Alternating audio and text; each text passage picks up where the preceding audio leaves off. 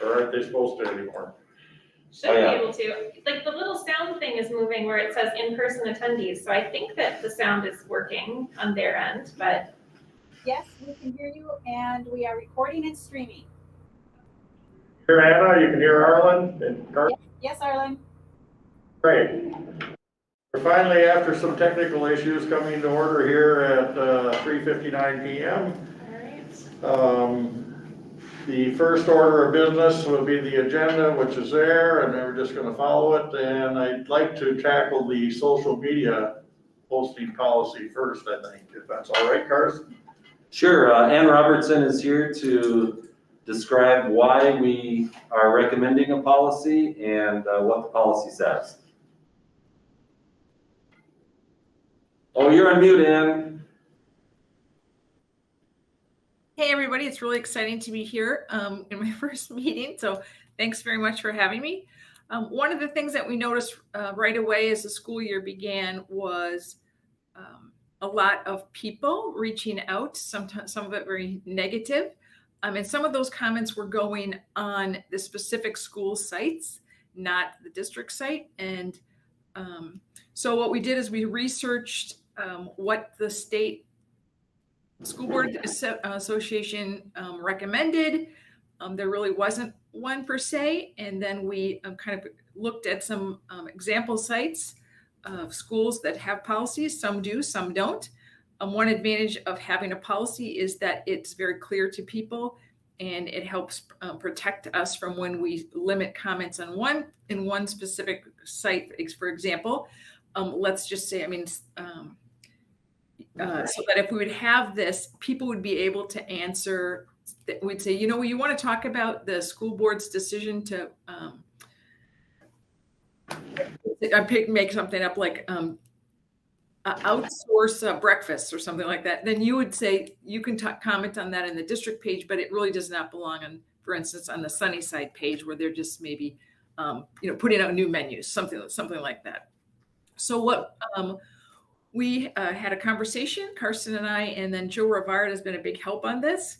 We thought we would recommend having a condensed policy on each specific school page and on the district page.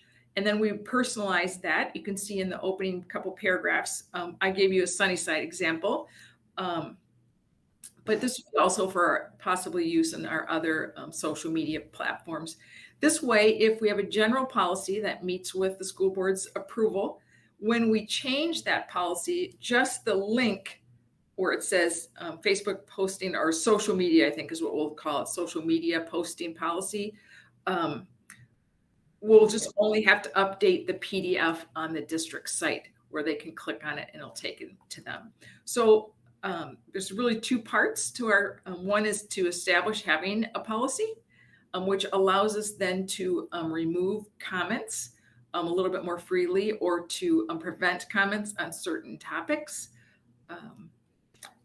And then we have the basic district policy, which would be a standalone on the district website, which would be linked. So I don't know if you've had time to look over those documents or if there's any questions that you might have.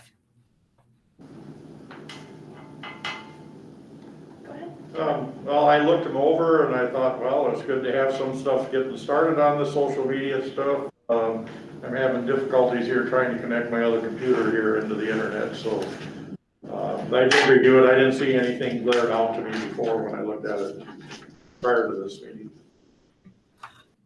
It's really good. And one thing that, I don't know if this opens a can of worms to add it in, but where you have, if you have questions about district matters, contact Superintendent Carson Anderson at, there's that link where it has all of the school board members' email.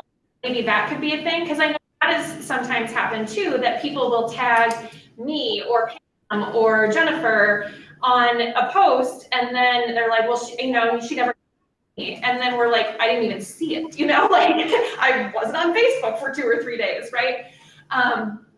So I liked that was included in there, that, if you have questions, these are the people to contact, that maybe there could be something in there that if you want to reach out to your school board members, email is just a far better way than social media a lot of times, because it's just so easy for it to get big. But otherwise, I thought all of it looked really good and made sense to me, especially with issues that I've seen pop up on there.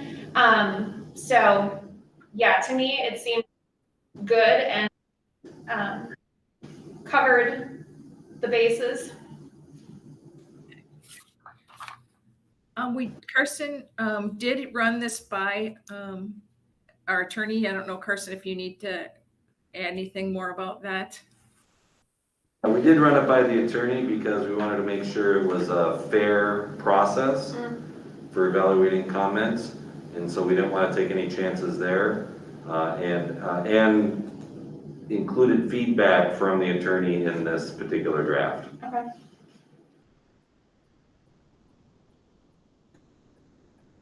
So what's the next step that we need, or? You know, my only question is, it sounds like both of you are agreeable to recommending it to the board. My only question is, would you like it as like a procedure that could be in a handbook? Or would you like to have a full-blown policy where we have first reading, second reading, and then approval?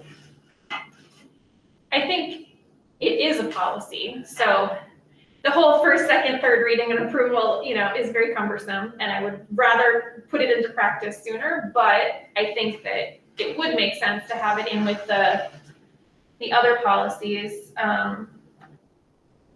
Is there an abbreviated policy way we can implement stuff because of what we're in right now? Yeah, we can always approve a policy for emergency reasons. So then we wouldn't need first and second reading. The only catch is that once we do that, then it expires after 1 year. So we need to come back and, perhaps go through a first and second reading in the spring when we do that with some other policies. Okay, question is this an emergency? Oh, I'm not sure. I shouldn't have said emergency. I'm not sure if that's the actual terminology or if it insinuates anything. I think we could justify doing it in just one meeting because we know we have to do something right now with our social media practices. So I think we could defend it, but it happens at other times where we just don't have enough time to get the first and second reading in before the school year starts, for example. And so we can go ahead and approve it at one meeting and then just rework it within a year. Is it called emergency or is it called an expedited procedure? I don't recall what the policy says, but Ann and I can look at that. It's in the 200 series, just policy development and implementation, so we can look at that to see what the terminology is. And perhaps if Ann and I feel that it would be fine to take to the board 2 weeks from tonight, then we can do that. But if we think we need to go through multiple readings, then we'll proceed that route. Is it something, so it's not on tonight's agenda? Correct. Is it possible to add it? I mean, not everybody will have had a chance to review it, but just for that first reading, do you know what I mean? So that we're not, if we do 3 readings, we're not that far behind. Do you know what I mean? We could, as long as you're feeling that you're okay with that. Just bringing up 200 series here right now. School board.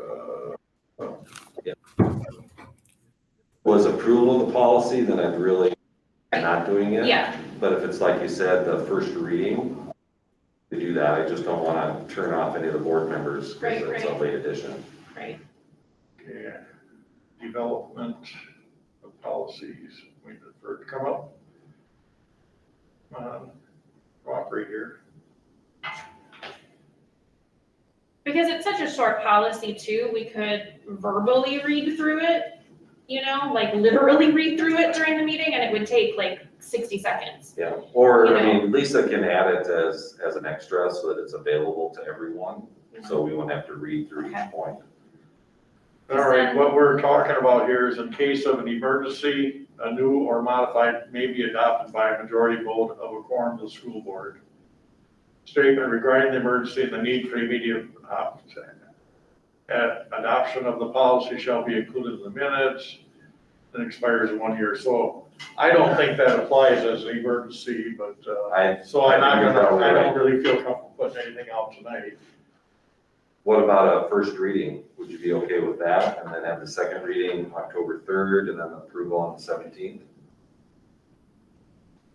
Or would you rather wait the 2 weeks and then present it?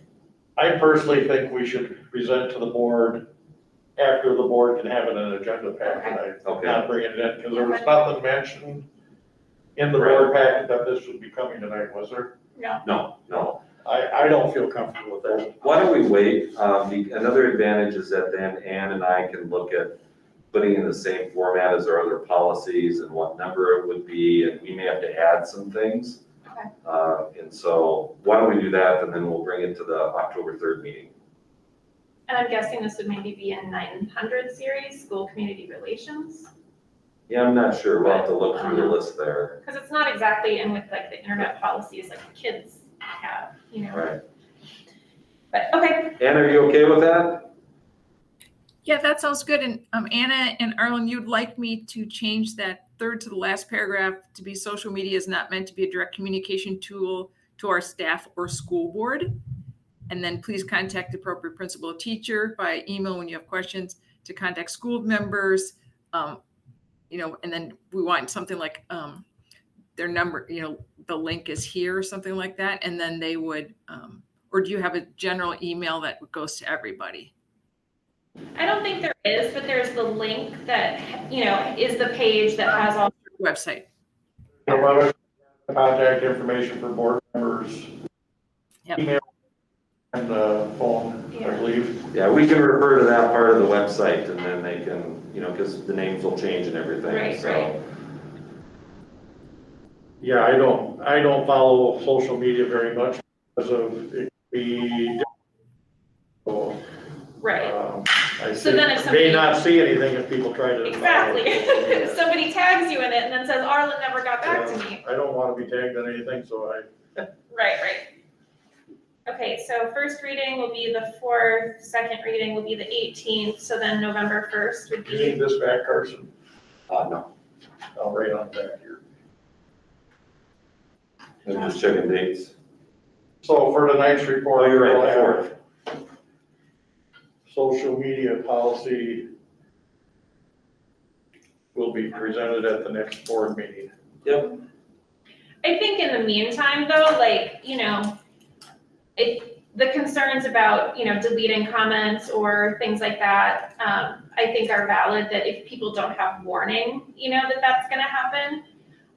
But I think otherwise, functionally, a lot of this could be implemented earlier, or just something that, like those simple statements of the best way to reach your staff members is their direct personal email, things like that, I think get the message across without necessarily putting the full policy in place before it's gone through. Could we send out an email, doesn't make any sense, send an email to all staff about our concerns with social media, what we would like to see of them at this time, and a policy will be coming to the school board?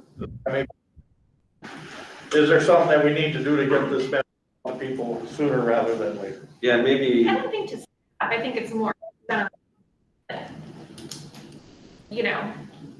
comment on Facebook and think that then, it's getting to the appropriate channels, right? And they'll say like, I posted about this and nothing's happened. Like, well, you posted it on Facebook. That doesn't go to the administration. It doesn't go to your school board, it's not the way to, not the avenue, but that's just more a general public knowledge thing than the yeah, staff. and Ann can figure out what you will now communicate that with staff and parents.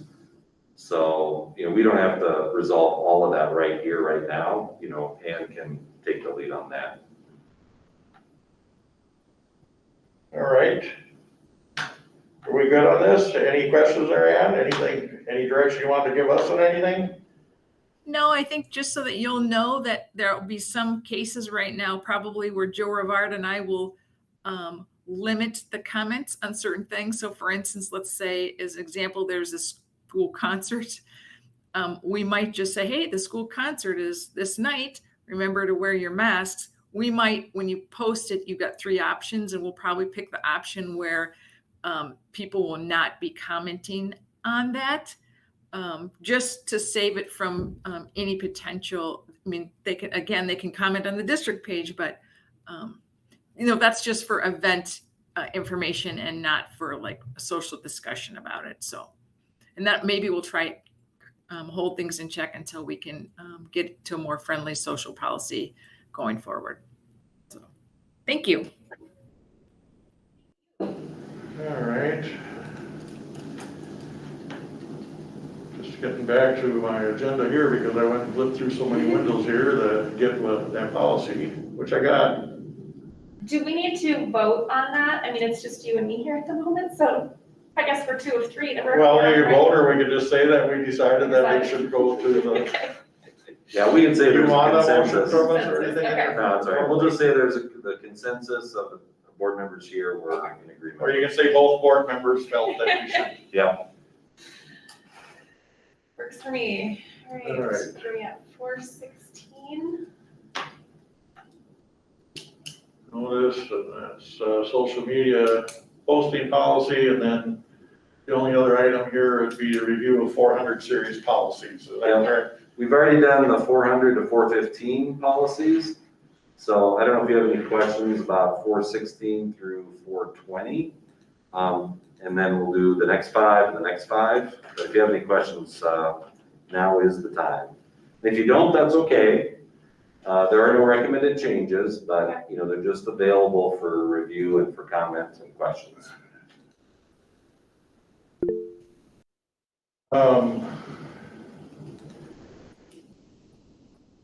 I didn't take good notes, but I know it looked fairly much up to date for me for the most part when I read through it. One thing that did raise a flag to me, which we're talking about drugs and employees and prescription drugs and everything else, but we mentioned cannabis in a whole different category. And if a doctor prescribes it for you and you're not driving, I question that a little bit, but at the same time, the DOT is very specific in their drug testing, that anything of cannabis nature in your drug testing exempts you from it. So I'm wondering when the policy is going to catch up with current practice, and I don't have any answer for it. I just wanted to point that out, that there are people that claim that by using different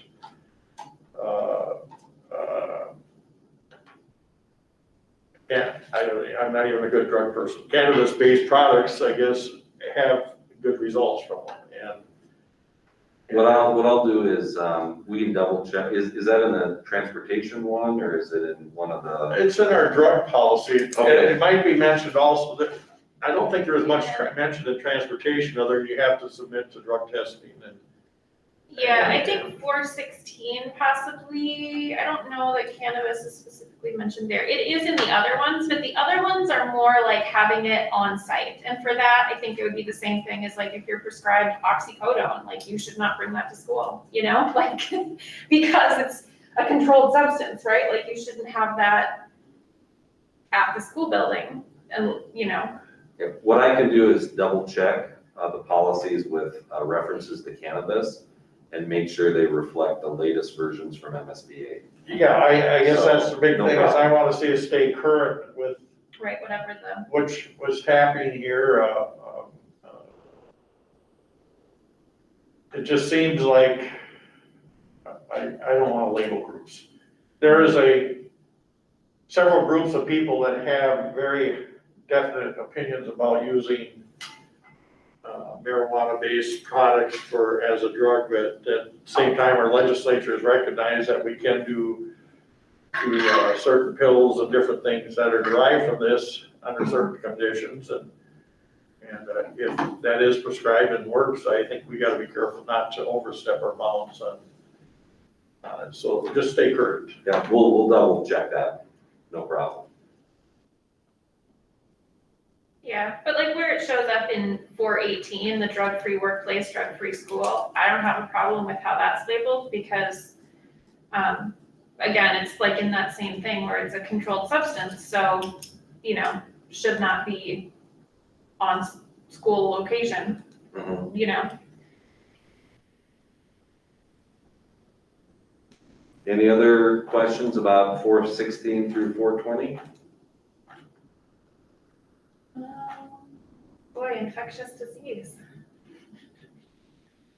Timing is, That's our whole world for the last 2 years, right? how about if we jump to 421 through 430? Okay. And remember, even if you don't have a question now, I mean, you can always send me an email asking the question, we'll follow up. But if you have the questions or comments, now's a great time to do it. Yeah, I just thought in general things, I've been through it enough times that That is nothing really stood out to me. probably your second or third time through some of these policies. Well, I wasn't on legislative and policy until the last couple of years, and it's really not my specialty and stuff, I don't think, but I'm happy to participate and do what I can. I think with the gifts to employees and school board members. Oh, yeah. I that was think there's fun. actually more of that, like is it in our handbook, or maybe it's just from MSBA, like they go into far more detail for school board members specifically. Which policy number is that? 421. I mean, I don't think that we really need to make any changes, but Sure. Actually, you jogged my memory. I do have something there when you're done. okay, go for it. These policies have been put out with the numbers in there of why can't I pull it up here? I'm there, but at any rate, I think there's an assigned numeric value of not more than $5 on a gift that an employee. And I don't know how many years that number has been in the policy. Oh. And I don't want to put an inflation indicator into it, but $5 is very minimal and maybe it should be, I don't know how it fits in with other policies and where we get them or anything else, but maybe it should be up to $10 or $20. Yeah, I think that's part of statute, so we can double check that. So the number seemed to be like, it's been that same number for so many years. Do you have any idea how long that is, Carson? I would say it's at least 10 years old. It's been on as long as I've been on here, and that's 6.5 years. And I really like the policy or the state statute because then there are no questions about it. Mm-hmm. And you can't have people lobbying school board members or the superintendent or other decision makers by taking them out for dinner or for drinks, those kinds of things. So I'm a huge supporter of it. But yeah, I'll double check to see if it says $5 in the statute or if it's kind of a reference like a nominal value or something. I mean, if you look around and see somebody giving a gift to a teacher, a parent, I don't care what it is. I mean, what can you buy for $5? And yeah, it's the intended that you should, but people still want to express something, maybe an apple on the desk even that is worth more than $5 now. If somebody gives an apple to the teacher. Hi. So, yeah, if we could, just to check on that number would be awesome. Yep, we'll double check. Well, and that's in the section where it's like, if the employee solicits, accepts, or receives a gift from a person doing business with or seeking to do business with the school district, like, that's more than like, I don't think that's like a student giving a teacher a gift. You know what I mean? Like that, it's in a slightly different section, but yeah, I mean, to your point, it is a little. Yeah, it'll be easy for us to double check, so yeah, we'll do that. We're in the policy committee, but you can stay here, it's a public meeting if you want.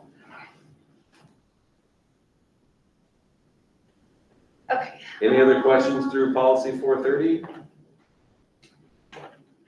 I'm just opening each one of them up to make sure, because I've read them, but it's been a while, so I can make sure that it refreshes my memory. Yeah, these are all pretty standard type stuff, right? Yeah. Yeah, I think they're all based on MSBA policy Right. or model policies, which are based on state They're- statute. Nothing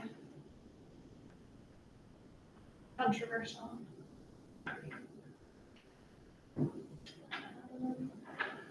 I don't know if this should really come out of the policy committee, but I'm gonna come back to the drug testing. Mhm. Do our staff really know when they have to drug test somebody if they're in a district vehicle and there's an accident? Is there somebody here really versed in that and saying, hey, you gotta go and have a post-accident drug test? Certainly the first student is. Right, but I mean, on the rest of our vehicle, I wonder if we have the infrastructure here in place to manage. That's a fair question. You know, who would do that? Because I don't think we're really training, maybe I'm wrong, really training our employees that might be driving district vans and stuff and letting them know that when are they mandated to be pre-employment tested to drive a district vehicle? I don't have the answer for it, but anytime you get bigger transportation, you have to have a pre-employment drug test to drive a company vehicle over a certain size. Mhm. And I think generally it's 10,000, 9,000 or 10,000, but it's different when you start carrying passengers, so. Yeah, that's a very good question.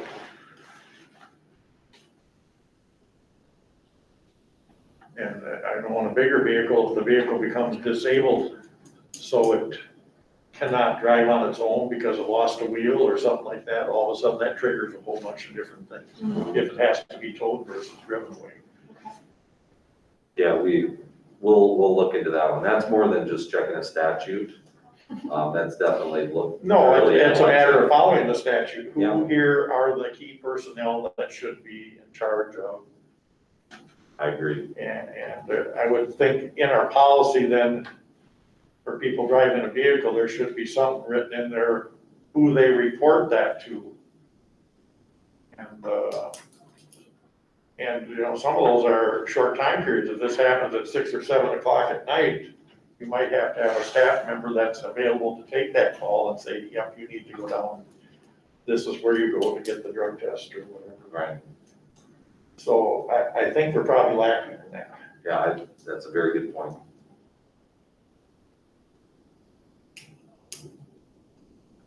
How about, yeah, we'll look into that, Arlen. What about policies 431 till the rest? I don't see 431. Or Like, 433, I think? mine goes to 427 Oh, Mine only goes to 427. all right. on the Sorry, I'm website. not looking at the website, so I'm kind of just. Okay, So I think that's the whole 400 series. Yep. So I'll look into those three. We'll double check the cannabis provisions. We'll check the policy 421 as far as trying to find out the references to some other sources. And if you happen to think of that, if you could let me know, you know, like if there's a handbook or something from MSBA, you know. oh, where ours is, yeah. Yeah, and then we'll double check the $5 to see if it's in statute or not. That's an easy one. And then we'll really analyze that drug testing, training and provisions. Yeah, the policy is great. I just question, and I don't know if that comes under us here, but because I don't know where else I would ask that. I think this is the right committee to ask that question.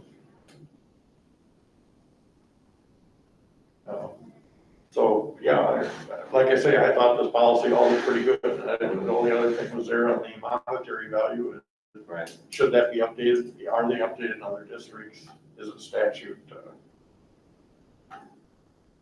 Now, the next thing in line for this committee would be the 500 series. Okay. So if we could look through 500 to 515 next time. Yeah, it goes up to 541. Is that what we're supposed to get through? Are we supposed to get through 500 by the end of the calendar year, or are we supposed to Yeah. get further? Just 500. By the end of the calendar year? Yeah. You mean like 1 month or 2 months? Mhm. Uh-huh. So why don't we shoot for 500 to 520? Okay. We may not make it, and that's okay. So that would be our October meeting. Yeah, that'd be October, and then we'll wrap them up in November, and then if we have more questions, or if we fall behind, then we can finish up in December. So then what do we gotta do next year? It's the 600 through the 1,000 series. I will tell you that the 400 and 500 series are the toughest ones. They're the most impactful. There are a lot of them. The next 2 years won't be as bad. You know, they only gotta float through a little over here. Well, then let's bring them all sooner then, Arlen, just for you. It's all right. There's also, we recently received the policy revisions from the MSBA for this past legislative session. Mhm. And so if we can keep going on the 500 series, because we want to do that this calendar year, Mhm. but then also try to weave in some of the changes that were suggested by MSBA. Okay. So either I'll do that this fall or next spring, kind of depending on Okay. timing, what else is going on and those kinds of things. If there's something that has to be done right now, then we'll do it in the fall for sure. Okay. But if it can wait till the spring, that's typically when we do it. Okay. You just got that list? Okay. Yeah, a week or two ago. Barring a change in how we do our workshop and committees or something like that, what do we got left for meetings this year? Are we gonna have, obviously we'll have one, I'm sure, in October. Yeah, November, we probably would get that in ahead of Thanksgiving. Mhm. and December. December with Christmas coming up, are we looking at trying to, I don't even know what the calendar looks like on. And actually, usually, we'd have to get this done in October, November, because then we formally just mention it at the school board meeting in December. So it'd be really nice to get through 520 in October, and then the rest of them on the November agenda, because then we could just add it to the school board meeting in December. So we really want to try to tackle the 500 series of 2 meetings. Yeah. Or Yeah. look at having additional. Right. And again, if you have questions, like if you're looking at them Saturday night, and you have some questions about a policy, you can shoot the questions to me, because then I can come to the meeting and, have responses, whenever possible, so.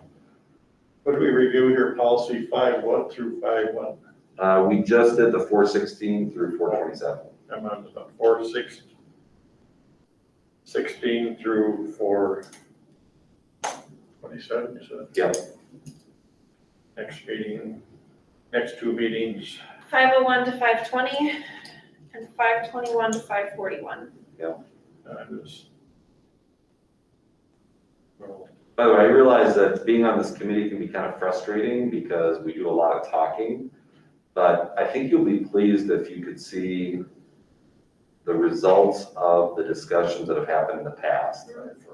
Sometimes it takes some time, but then all of a sudden we make a change, like Nikki Bucket suggested, or we look into what Arlen suggested, or the questions that Anna's had.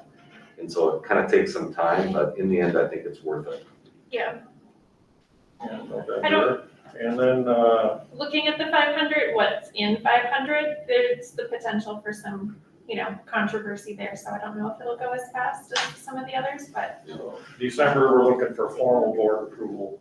Is that right? We don't approve it. We essentially just say that they're presented for review, and it should go on to the next agenda topic because they've entrusted this group to review them. So December will be Presented for review. presented to full board. Right. And then Anna, what typically happens if there is a controversial issue or a question that's going to have to be debated, we typically don't do it during the review of the committees. We'll take that under consideration in the spring when we make recommended changes. Sure. That's the case, we're kind of wrapped up here, is that right? That's it, So, 4:33. Okay, for reference, for other people going forward, coming up here, be aware of the traffic situation, trying to get in here to a 3:45 meeting. It wasn't wise, we were backed up almost to the tennis courts. oh, And some cars were driving up alongside others to get to the parking lot. And so finally I did, but that's really not a traffic lane. Right, right. And then I got into the student and staff parking lot. Then I went around the little roundabout thing and took a right, and then worked my way over to the road, and took a left and everything. But, we have a traffic issue. Getting in, if people need to get in at that time of day, and I don't know Yeah, if it would work, come over by K-Wing. Yeah, it's easier to get in If we could make a there. recommendation for people trying to get up to our building between the hours of Yeah. 3:30 and 4, or, Usually that works better depending on where you're coming from. Okay. Are we We're done. adjourned? Yep, All 4:33. right. Thanks, everyone. no, I gotta see if I can get my computers back. Are they gonna move these over for us? No, I think we'll move them over.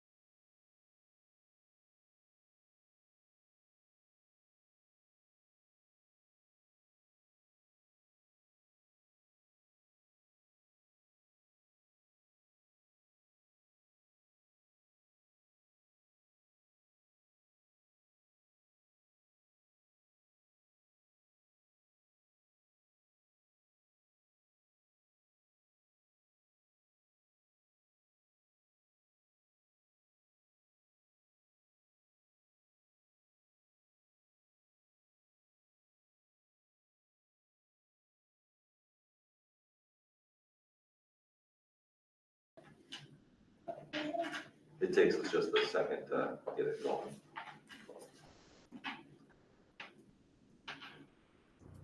You are streaming and recording. Thank you.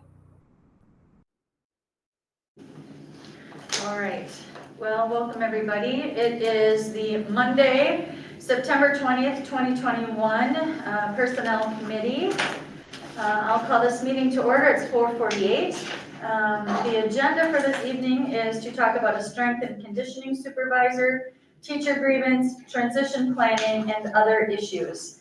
Do I have anything else that we need to add to the agenda or any changes? No? All right, then we will begin with the strength and conditioning supervisor, and that looks like that's you, Mr. Hardman, and Mr. Paul Anderson. will introduce the recommendation. So I can provide more background if needed, so just ask me to expand if need be. So for years, we've had a strength and conditioning supervisor. They've been paid as a supervisor, meaning they sit in the weight room from 3 to 5 every day. They supervise the kids, they leave at 5, and they're paid as such. Last spring during budget cuts, not good timing on my part, I came to the personnel committee asking for this individual, if they met qualifications, to be paid as a head coach. It was determined at that point that we would look at that at a different time, which I completely understand. As we transitioned, the strength and conditioning supervisor from last year resigned his position. It was posted, and we had 2 really highly qualified individuals that applied for the position and that want to work with our athletes. As a result, as we got closer to beginning our fall activities and speaking with 2 of our programs that had assistant coaches in the last number of years, they decided that they were not going to hire or didn't want another assistant coach, 2 programs. I believe that's listed in the packet, cross country, as well as our cheerleading advisor. They didn't feel the need to hire an additional assistant coach.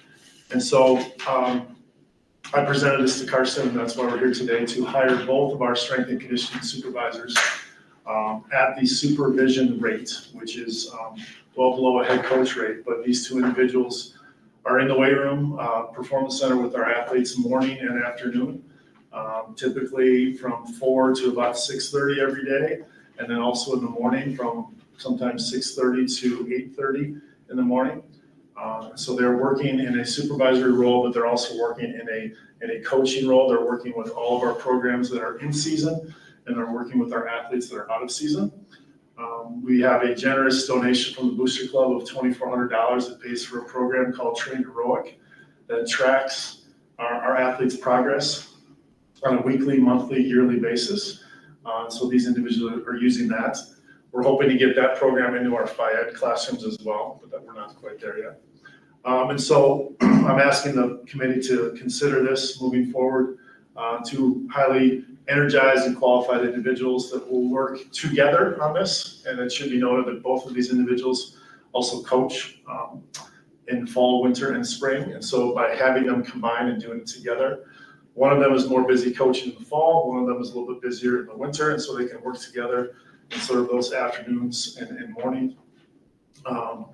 And working with our head coaches as well as our seasoned athletes. So in terms of a net, it saves the district money. Now we would have to look at this again down the road should cross country, cheerleading, and middle school track down the road choose to hire those positions back, certainly. But this would be on a 1-year basis, and we can look at this next year depending on how those stipends fall out.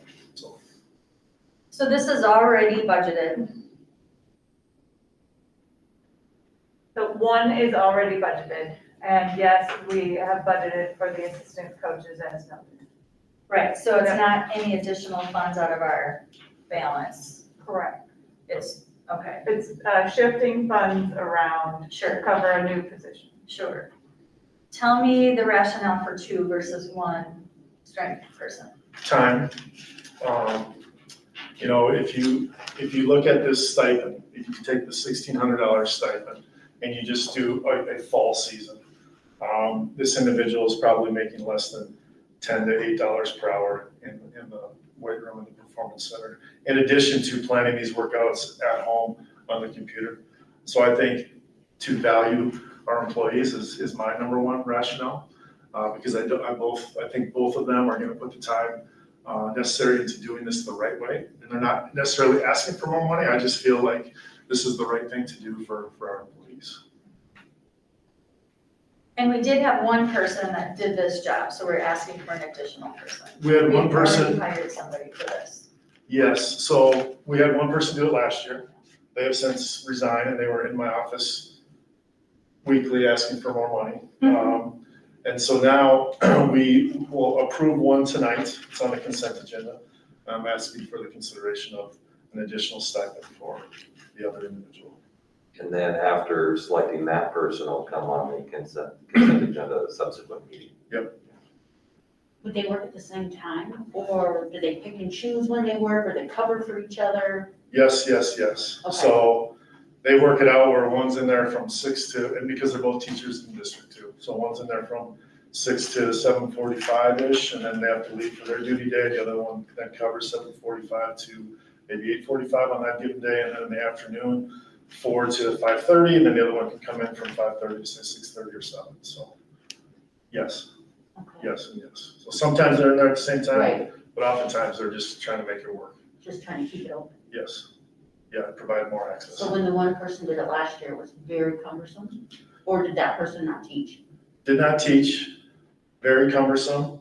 Sometimes wasn't in there, and our coach has been just right. He would create the workout on his own time, and that's where a lot of his time came, was Sunday nights, planning it for the week. I mean, there's a lot of unlisted hours. So he was like, oh, look, I spent 5 hours doing this, I'm not coming in and sitting in the gym. Yep.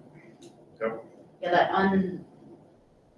that time that they're not getting paid for outside of school, because they're working directly with kids while they're in the gym, that's kind of like a, to me, like, why aren't they getting paid for that? What, you know what? Well, it's a stipend, right? It's negotiated with the master agreement, so I think that would be my best answer to that. To be like a coach preparing for an upcoming game, where it's not just the practices and the actual competitions, it's also all the planning Got that takes place. That makes sense. And this, I think to our credit, this position is changing. It used to be just, I'm in there watching kids lift. Now we want an entire program that all of our athletes can benefit from. So it's evolved. I How think many kids are participating this fall? Well, you could take our football program, you take our soccer program, you take our out-of-season athletes. Cross-country kind of does their own thing for good reason. Tennis does their own thing for good reason. We're looking close to 200 kids this fall, and growing the out-of-season population as well. And then winter, we'll have even more than the 200, just because those programs, the lists are similar as opposed to some of the activities that are going on in the fall, are a little bit different, body motions, et cetera. Swims in there as well. So they're close to 200. Well, would this ever be, if we have 2 dedicated people, and right now we're focused on our athletes, would there ever be, I don't know, I'm just asking this question, but would there ever be an opportunity, say, maybe there's a kid who's out in our building who's never been in a sport, but maybe their passion would be to get healthier and want to do some weightlifting before school and would be dedicated and to do that? Would there be an opportunity that we could maybe build a program for kids who aren't associated with athletics but could come in and do some strength training? I think I might have been misspeaking earlier. We have an out-of-season program right now, but it's not specific to kids that are athletes that are out of season. It's open to any kid that wants to go in there at 4 o'clock and work out till 4:45. So we've tried not to be honest, we've tried not to market that in the 3rd week of school here, because our new supervisor is trying to get his bearings and get his handle on things. But absolutely, yes. So we could market that in the future though, and really, I mean, because that could be an activity in and of itself. Yeah, and that's something that I've considered too.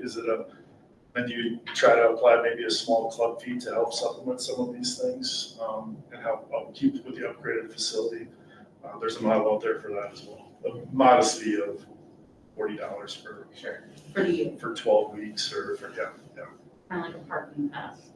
Yeah. Is that through community ed then that they would apply, or is that through the school?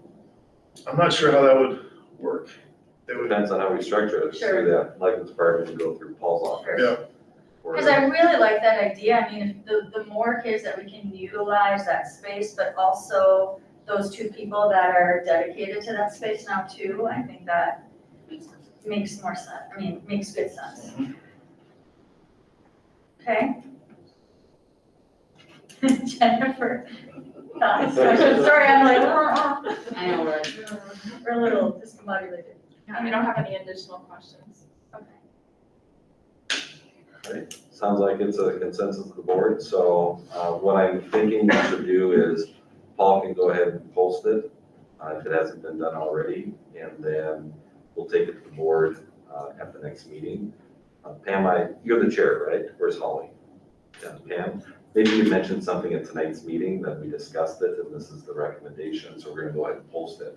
Can I just hear a verbal recommendation from Sure. our two other committee members, since I can't, is that, are you Yeah, in favor of this? I think it sounds great. I think it's a good, basically another coaching position is what it seems like, replacing the two coaches that we don't need, and it's a good way to spend the money. Yes, Yes. okay. And I'm glad that it's a one-year thing, because if cross-country and cheer, I mean, there was a reason why those two places had an assistant. So, obviously, we're gonna have to look at that in the future, but if they can get by with what they have right now, that's awesome. Good, well, yeah, I'm in favor of this too, so I will definitely bring it up tonight, and we'll look for it on the second person on the next consent agenda. Okay. Thank you, Paul. very good. Paul. Thanks for your time. Yeah. Thank you. Okay, next up, teacher grievance. Yeah, so I'll just briefly introduce it. First of all, grievances are normal, right? It doesn't mean there's a fight or an argument or we have two sides that don't like each other. Grievance has to do with different interpretations of the contract. The Education Minnesota, in this case, representing teachers, has one view. HR department and I have a different view. And so the teacher and Education Minnesota have the right to go through a process. And so they started this particular process by going through the high school principal, is that right? Which is what our contract calls for. And then it went into the HR department, or did it go directly to me? To me, okay. And so what I do is rely on the HR department to kind of review different questions and issues surrounding the grievance. And then, I made a decision that, I denied the grievance. And so just like the contract says, the teacher and or Education Minnesota can take it to the school board for review. Well, for many years now, the school board has deferred more thorough review at the personnel committee level. So that's what's happening today. And then this committee makes a recommendation to the board, which would happen in 2 weeks then. So again, just that's kind of in general how it works. Anyway, if Molly, as the representative for Education Minnesota, would you mind just kind of going over the nature of the grievance and what relief you're seeking? So the original statement of grievance, which was filed in May, states that the lane change was not appropriately applied based on page 11 of the master agreement, section 6.5, subdivided 4, option 2, and it says, and this is our contract, a teacher may decide to further his or her education by taking a combination of undergraduate or graduate courses in his or her major in the educational field. The teacher will have the opportunity to advance on the salary schedule to the master's lane. The relief sought is we are asking for retroactive pay from September 2nd, 2015, which is when graduate and MCAD transcripts were given to Connie Bryant, the correct date, and moved to appropriate lane, which is BA plus 30. I do have a brief timeline that I can share with you to give you some background with the teacher's situation here. She was hired in August of 2013. And on September 22nd, 2015, the teacher submitted graduate and MCAT transcripts to Connie Bryant. Katie should be at a BA plus 30.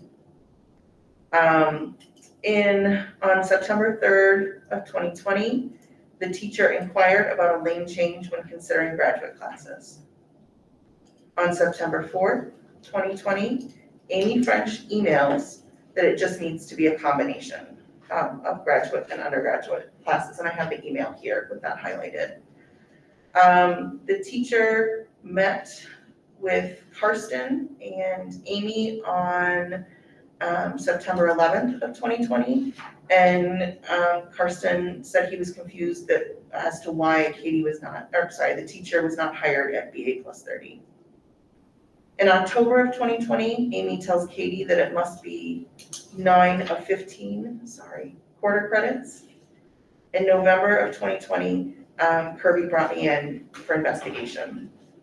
In December of 2020, Amy and I met to go over the details, and the reason why it took so long is that Amy said she's got a lot of other stuff on her plate, so some of these dates are gonna have big expanses, and we gave a lot of flexibility with that, just to keep you posted on that. So in December of 2020, we met to go over the details, and then I emailed and said, is there an update? And Amy and I met again to go over the details again. And then on March 15th, the teacher, Amy, and I met, and an MOU was suggested. Then on April 7th of 2021, Karsten sent a document to Kirby supporting the 9 of 15, but it's from 1979 and it's not a teacher contract from what I understand. So then in response to that on May 5th, we submitted our grievance. And then on May 18th, the teacher, Karsten, and I met, and then the grievance proceeded from there.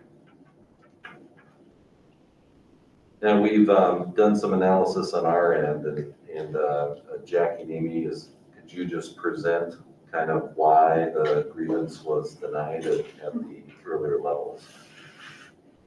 We'll just go over our timeline. So again, the teacher sent an email dated 9/3 of 2020 stating they were thinking of taking credits and wanting to know how many of the 15 needed to be graduate level. And that email is included in the packet that you have. The teacher and I met on September 4th, 2020, and after several emails back and forth to review the personnel file, and we also met with Superintendent Anderson, as Molly stated. Transcripts during that meeting, the teacher was asked to get transcripts from MCAD and a transcript key, because that was never included. The key was never included back when they were submitted in 2015, so that we knew if they were quarter, semester, it was just the transcript without a key. So the teacher supplied that, and the teacher also stated that they recalled Connie Bryant had stated that it was the opposite of 9 of 15, that it was 6 of 9 credits. And when asked to provide an email or some kind of documentation about that conversation, the teacher could not provide it. We've provided that communication in your packet from May 1st of 15 and March 12th of 15, where there's clear communication between the teacher and Connie about the 9 out of 15 being required. And all of your packets should be in chronological order with the summary of action. HR provided a copy of an email exchange between Jackie Paradis and Connie Bryant from October 11th, in which Ms. Bryant confirms again the 9 out of 15.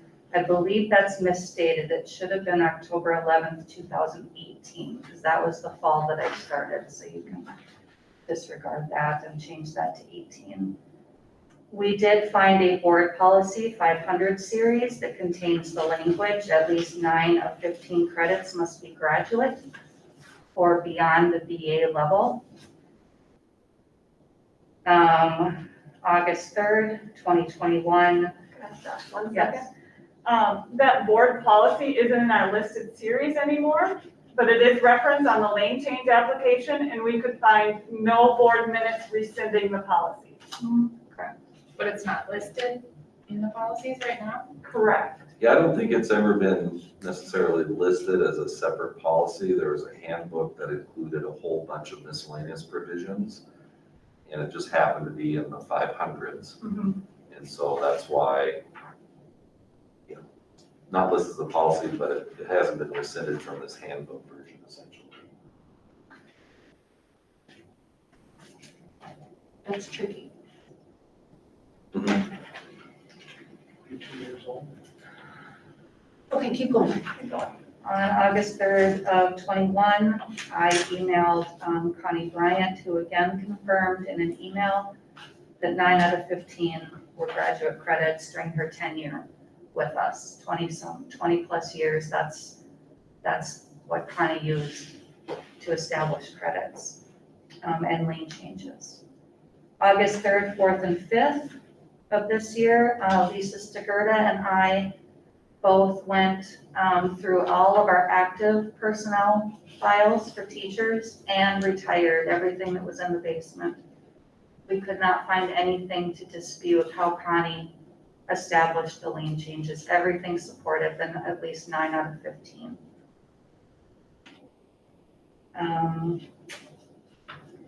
So the grievance request retro pay back to September 22nd of 15. The lane change submitted at that time was credited appropriately. I included the lane change, which confirmed that 9 out of the submitted quarter credits were graduate level and 9 of the submitted quarter credits were undergraduate. Could you repeat that one more time? So 9 of the submitted quarter credits were graduate. 6 were under. There were 18 quarter credits submitted with that lane change.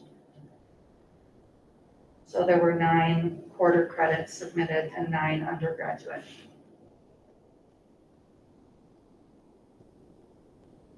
And when was that? That was September 22nd, 2015, or August 2015. Oh, it was back in 2015. Yeah.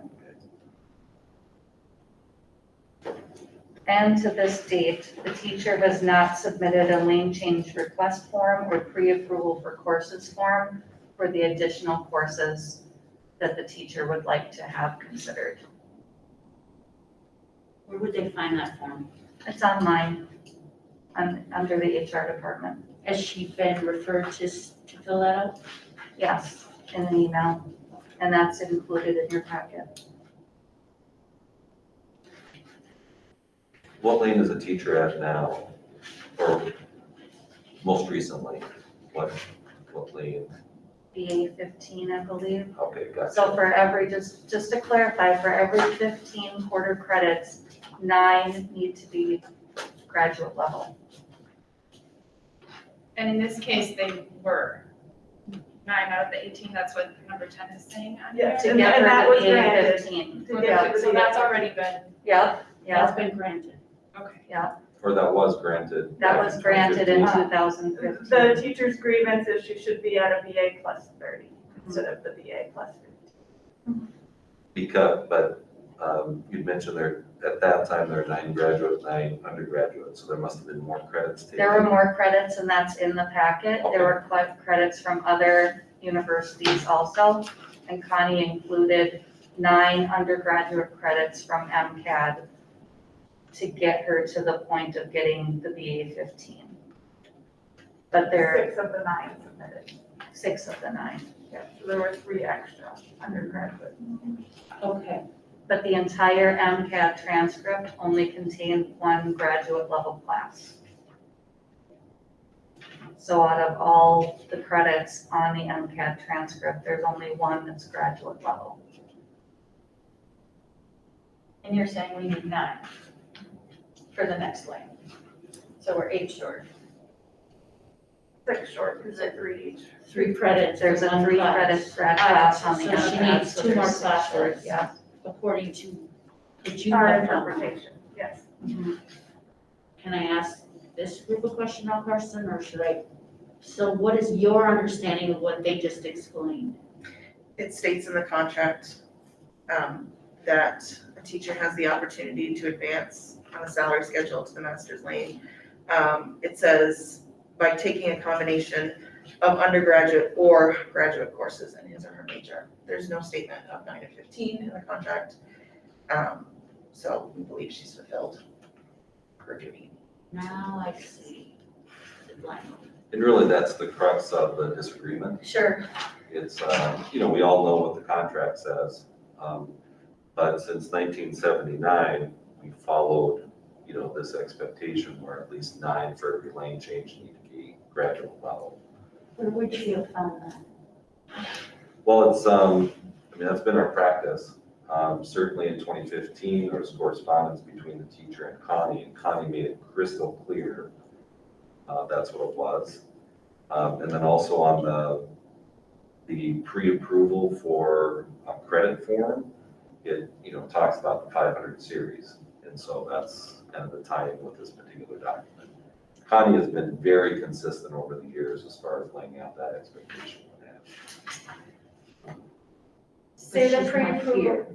yeah, sorry. Say the pre-approval form again, what was that? Yeah, teachers are expected to fill out a pre-approval form.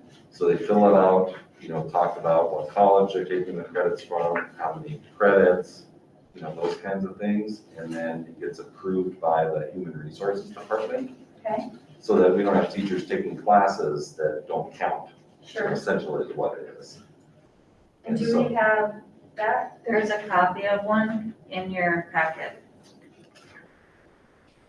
About a third of the way through. Application for salary link? It's called a pre-approval for courses. There's, May I speak? there's like 3 of them. Having if Molly has a comment or Of question? course, yes. One of the other things that I did not mention was that the teacher was hired in August of 2013 with those things on their application. So these things were written out and stated that they were available. And so I think that might be part of the pre-approval process, is that she came into our district with these credits. Or the bulk of them. Would that be all 18 credits? The 9 graduate, 9 undergraduate? The graduate were earned at a later date because of the being told it was a 9 of 15. There are 30 credits in addition to my bachelor's degree. And 27 of those are undergraduate, 3 of those are graduate through Minneapolis College of Art and Design. So those are 30 credits in addition to my bachelor's degree. Right. That I earned in 2011, before I was. You've taken some other graduate classes. I have, yes. Okay, so that's in addition to what you just described? Yeah. Okay. When did you take those additional graduate classes? In the summer of 2015. And those I applied towards the lane change in 2015. Whose initials? Is that you?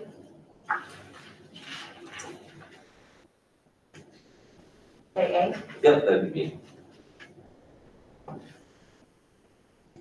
So what we're looking at is the interpretation of policy 500, because I do see that stated on the application.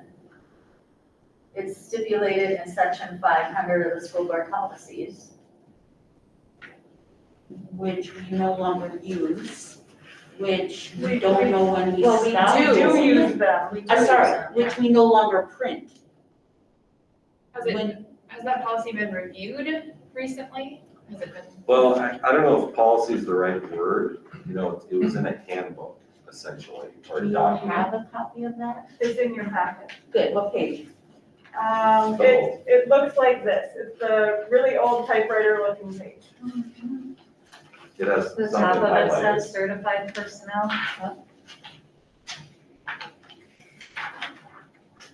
And what I also heard you say is that you went back and you reviewed things in the basement for Consistent. Yeah. for a path or trying to figure out if this has been consistently followed with everybody, or if we did miss something with everybody. And it has, what I understand you both saying is that it has been followed consistently with everybody. Correct. There's not a single person that, No, Lisa and I spent 3 days. okay.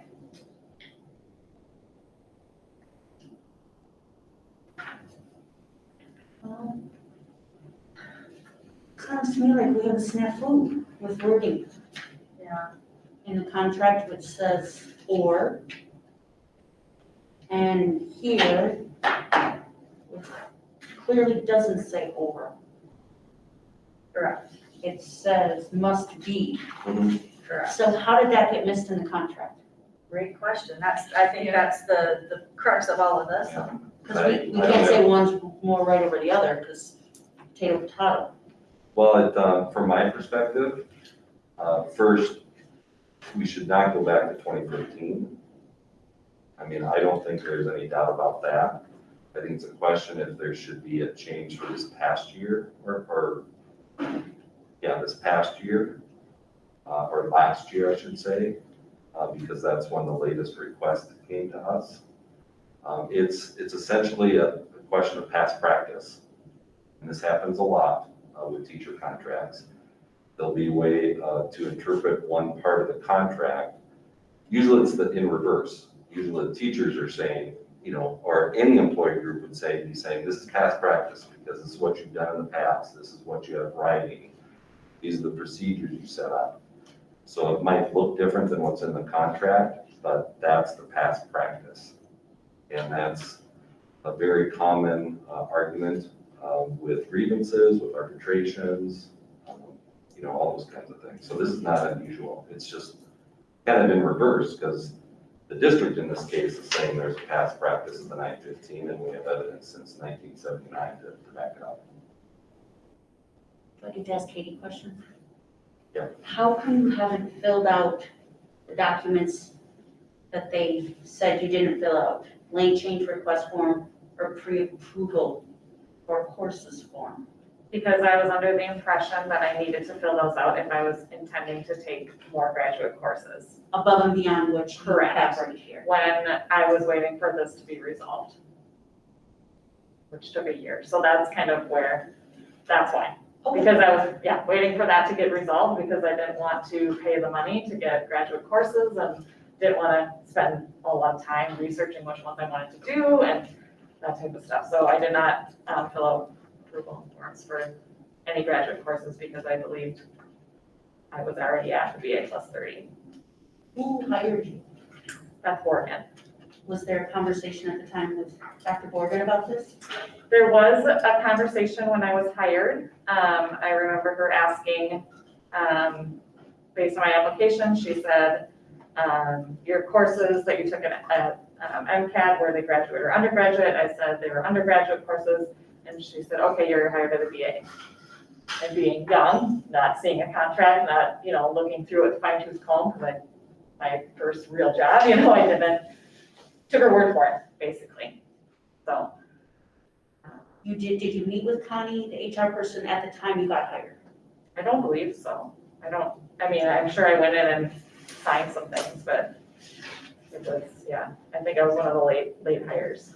You may not have asked her about that particular question, but I'm sure you filled out, new teacher paperwork. Exactly. That was my next question. Do you remember having a face-to-face conversation apart from the emails? No. About, like you said, being brand new and green, what you don't even know what to ask. Right.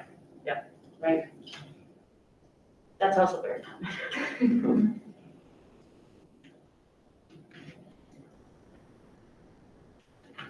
Kirby, do you get to speak on this at all? You can ask me any questions you like. Kirby, what is your understanding of how this is coming together? Well, I think this is one of those, we're leaning on you. We feel like there's no doubt that we probably have contract language that maybe needs to be looked at, but one of the things that I try to tell our members, and one of the things I would have a hard time doing right now, is speaking against the language that is printed and has been printed in our master agreement for a very long time. This is not a gray area. I don't disagree that we have past practice arguments in the past. I'll respectfully disagree that it doesn't actually happen a lot, which speaks to the strength of the clarity of our contract. But the way I look at it is, how can I read the black and white language in our master agreement that's been there for a long time and make any other interpretation as to what it means? I don't have any other, it's not a gray area to me. Meaning, Meaning it's black and white and it says it's a combination of either. I will say I appreciate the work and all the legwork and the looking and the digging in the basement. I can't imagine what that's like. But after months and months and months of trying to resolve this informally, which is, I think personally would agree, what we try to do all the time, we try to avoid this at all costs. It took months and months and months to receive a copy of a 42-year-old hand-typed policy that I have never seen or heard of before in my life. So I'm honestly, I question the validity of that to a point, and that it hasn't been updated. If there have been a number of people that have come along the way and have, been hired on certain levels and so forth, that caught me as odd. When I saw that, I was like, oh, where did that come from? Just fully unaware that that was even a thing.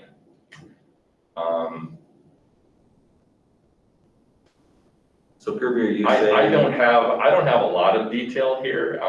Molly is our member rights person in this. She's been working closely with Katie through the whole process. I'm really just here, as an observer and support, I guess. So does that mean that the union will not be claiming past practice if there's, if contractual language is in a certain way? If it's clear? I mean, that's what it sounds like you're saying. You're asking me about this particular situation. what I hear him say is, in the basement, there was this document, and if there were several cases of us having to go through this, why did it take 40-some years to drag it out of the basement? Yeah, where is this document currently available to staff? It is in the district office in a binder, Not in a basement? not in the basement. This No. one's in a binder, where? In the cupboard behind Lynn. I have it. You have it now? I have it. Okay. It was with the board minutes in the shelving behind Lynn.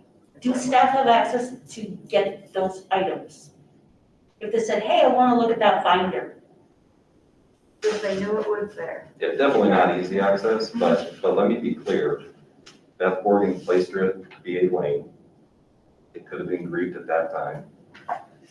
In 2015, there was clear communication between Connie and the teacher. It could have been grieved at that time. 6 years or 5 years later is when it came up again. We can't start going back 6 years to rectify something that should have been grieved 6 years ago or longer. It just isn't how it happens, and we can't start doing that. That's what grievances are for.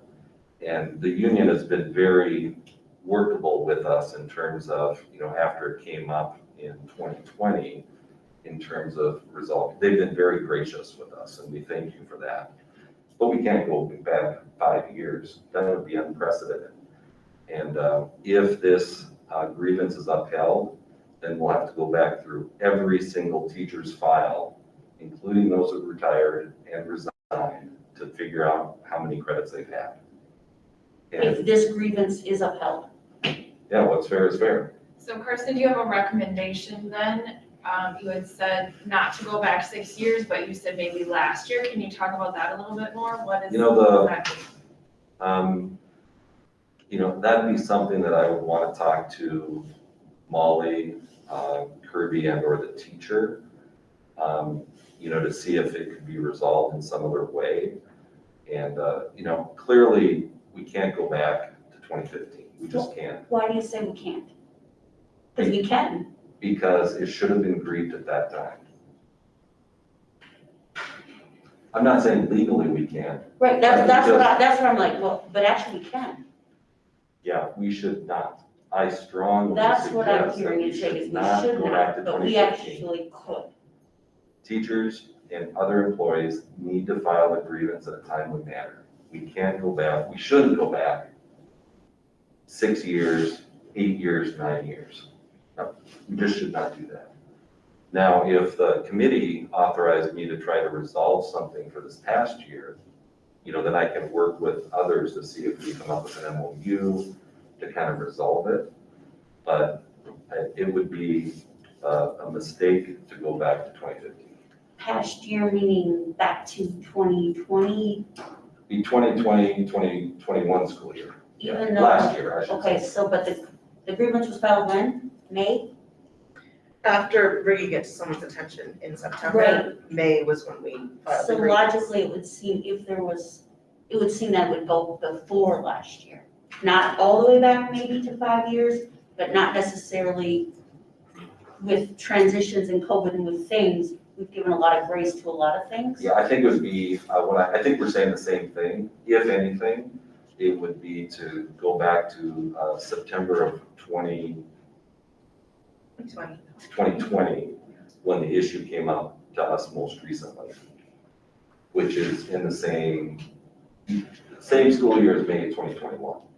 Because that's when the grievance was officially filed, right? Yeah, same school year is what we're talking about. Was there a reason it wasn't filed sooner? 2015 or now? 2016, 2017? I can speak to that. Same thing, took Connie Bryant's word for it. It was 9 out of 15. It wasn't until in the fall when I inquired with Amy French and asked, could you clarify how many of these need to be? And she replied with, it doesn't matter, it's any combination. And that's when I started to do the digging and realized, hang on, this is what the contract actually says. There was also a meeting on September 11th that Carson was at, where it was stated that he wasn't sure why she wasn't hired at VA plus 30. Yeah, I don't recall the conversation. I trust what you're saying, but, I think we'd have to understand the context of that. Connie Bryant was clear with the expectations that she shared with the teacher, consistently clear. I'm open to trying to resolve it for this past year, but really anything before that just it's not workable. It really isn't.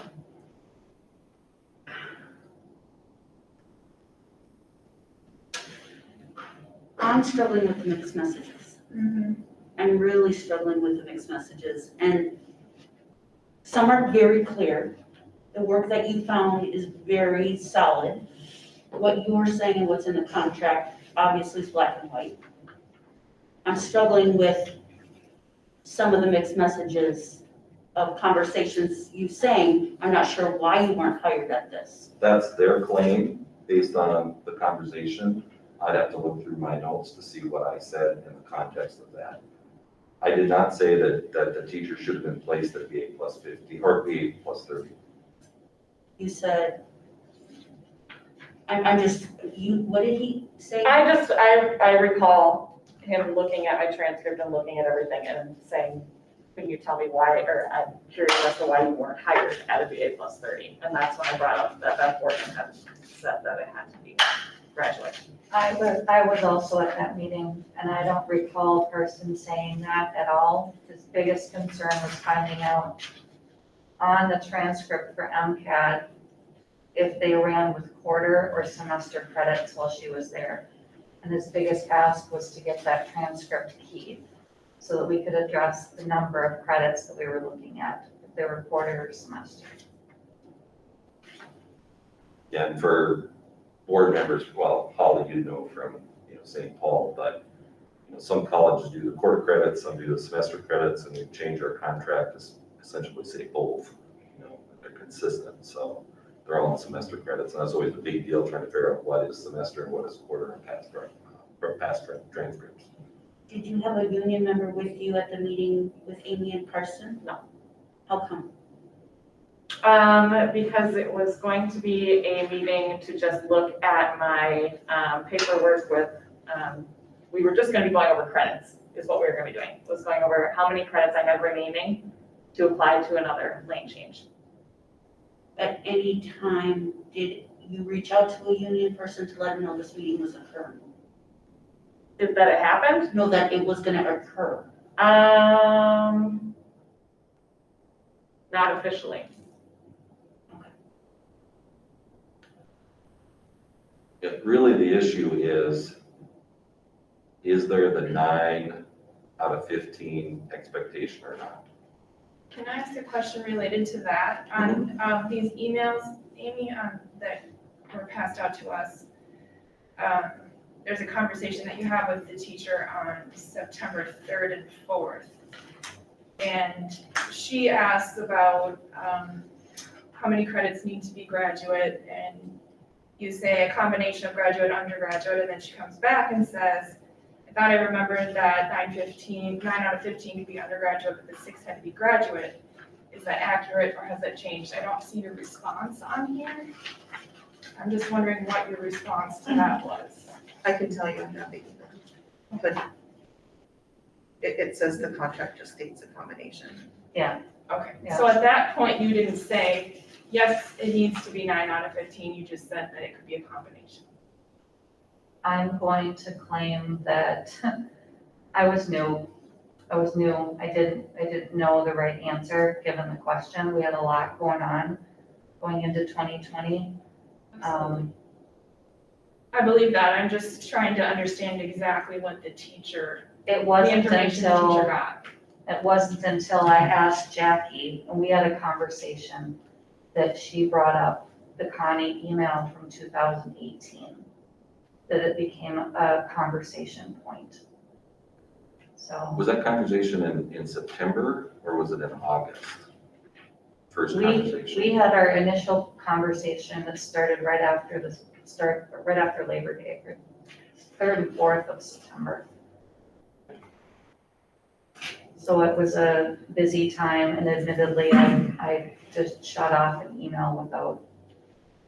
But lane changes can happen if the request is submitted by like Before October 15th. September 1st. It's not later, oh, yeah, that's right, There's before 2 September chances a 1st. year. Yeah, so really it'd be an issue of second semester last year. You mean, Well, the question arose, or the meeting took place after September 1st. So theoretically, it would have been after, the time to have a lane change take effective at the beginning of the school year. So really, the request would come for a lane change at the middle of or at the end of the first semester. but sometimes, not oftentimes, not always, but sometimes they do retroactively honor things. That's only if the application has been turned in before September 1st. Okay. And then transcripts come in later, then we can retro back to the beginning of the contract. Oh, yeah. Otherwise, any request that comes in after September 1st is effective second semester.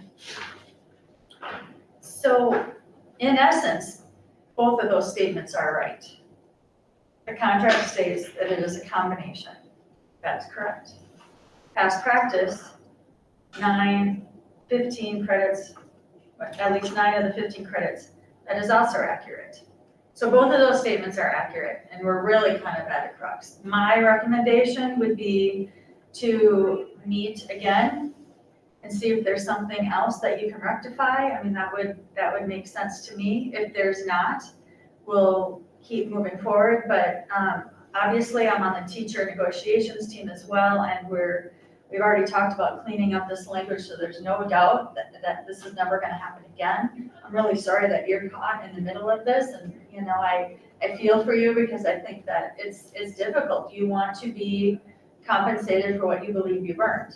We all do. I feel for that. And so I would think that, do you have some thoughts? Yeah, I'm not there yet. You're not there yet? No, I struggle with the language that we can't, and we shouldn't, and we won't. I really struggle with that. As just in general, people make mistakes all the time. Mistakes happen. Yes, Kirby? If I may, just a procedural thing, because luckily we don't have grievances at this level very often. So if I may, I'm just gonna read from our contract, just to talk a little bit about the timeline. So technically, today we are at step D of the formal grievance process. And so it says, in the event the grievance is not resolved in step C, which is the superintendent's step, the decision rendered in step C may be appealed to the school board, provided such appeal be made in writing to the chair of the school board within 5 days after the receipt of the decision in step C. That's why we're here. The school board shall select a committee of the board to hear the appeal in private session. I don't know that we're in private session today, and render a decision within 20 days after the receipt of the appeal. Within 10 days after this meeting, the school board shall issue its decision in writing to the aggrieved teacher.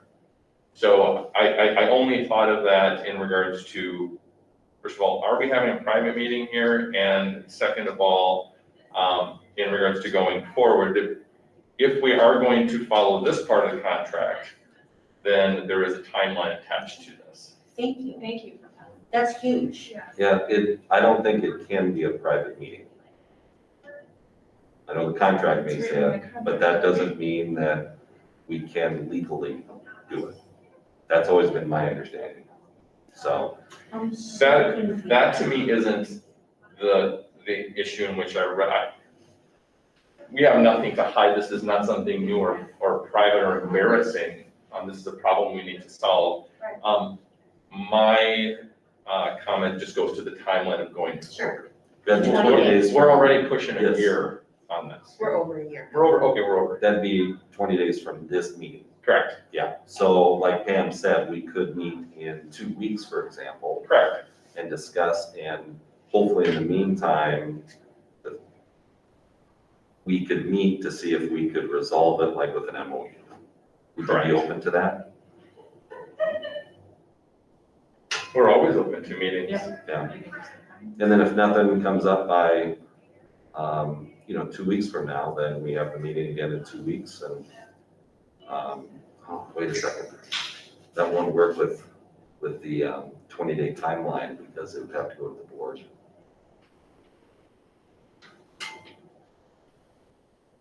There is a lot of, I will say this also, there is a lot of, I think, valuable information that has been shared with us today that we did not have prior to this meeting. And that's not anyone's fault necessarily, but we're digesting a lot of this today as well, for what that's worth. I feel like I might not have come prepared. And I feel the same way. Yeah, I'm feeling Just like having kind of, this now and not knowing the background at all. Right. And not having that piece of the contract. Yeah. This is the first time I've ever done this, so I'm gonna claim ignorance that I didn't know I should have, but I should have. And I apologize for that. I should have come with the teacher's contract and have read it over. I don't feel like I was prepared for whatever reason. And I apologize. I would have liked to have been more versed in that. Yes, Kurt? So, just a question, because I know that Carson is the spokesperson for the school district. Going forward, you had mentioned something about, well, would the board authorize me to work out a type of thing? Is that standard procedure? Is this the charge of you three to come up with a decision, or is that, you're saying, if you say, hey, Karsten, work with the teachers union and come back with a reasonable solution to this? My only piece to that is we've been through step C already. Karsten has done a lot of work on this already. It's kind of like we're going to D and then we're going back to C. I think we just want fair resolution to this. So I'm not sure if authorization is the right word. I don't know. And Well, I think it's generally better to try to resolve it at my level because then it's not a public meeting. Whereas if we wait for 2 weeks and we're all meeting together in a public session. Okay. Then we're going back and forth, and we'd still have to write something up, possibly. Sure. So that's my suggestion. Doesn't matter to me. If the committee here wants to do that legwork, no problem. But I generally think it's better if like Molly and I or Kirby and I or both, along with the teacher, could come up with some sort of resolution. And I'm fine with that. I just want to be clear on what you three want to see happen going forward. And if that doesn't work out, then it comes back to the committee. So, but then it's up to the committee to come up with that agreement, I would think. And it would still have to happen within the 20 days from today, correct? Unless Ed Minnesota gave us another week. That's the one negative about having a board committee, is that we meet either another week or the personnel committee would have to meet in a week. Or we have a special board meeting. I don't think we should have a special board meeting. I think you all have many meetings. I think it would be silly to ask you to hold another special meeting. So I think if you do want more information at the next regularly scheduled personnel committee meeting, I guess I'm speaking for both of you right now, we've waited so long. Like I said, I'm okay having another special meeting. I am too, I'm okay with having another. Yeah, another personnel personnel meeting. Yeah, I think a special personnel meeting, Yeah. that's what I'm assuming we would do in 2 weeks. Or in a week, or 10 days, anytime before the board meeting, because then it can get kicked up to the school board on October 3rd. Regardless, we'd have a special personnel committee. It's either on October 3rd or before that. I think it makes sense if the three of you are willing to meet before then with Karsten to see if it can be resolved. That's completely up to you though. If you feel like you've already been through this and there's no reason to continue that or do that again, then that's understandable. But, as Karsten said, if he's willing to see if there is a resolution here. I think we'll know pretty quickly if there will be or not. That'd be my thinking. It makes me uncomfortable saying that because you've already done that, as Kirby said. You've already gone through that process and you're here asking for us now to make the decision. And so I hate to say, well, try again, we don't know what to do, try it again, that makes me uncomfortable. But I do think we need more time. As Holly said, I'm in the same position she said. I feel bad that I wasn't more prepared with the background information. I appreciate all of the information that we got here today, but I just think we need more time to process. And if in the meantime, a resolution can be made, that would be great. Would you like to caucus for a moment? Yes. Yes, we do have a 6 o'clock meeting, so just to let you know. You're right. Well, and that's why I suggested. Or you could go back, because you obviously want a resolution.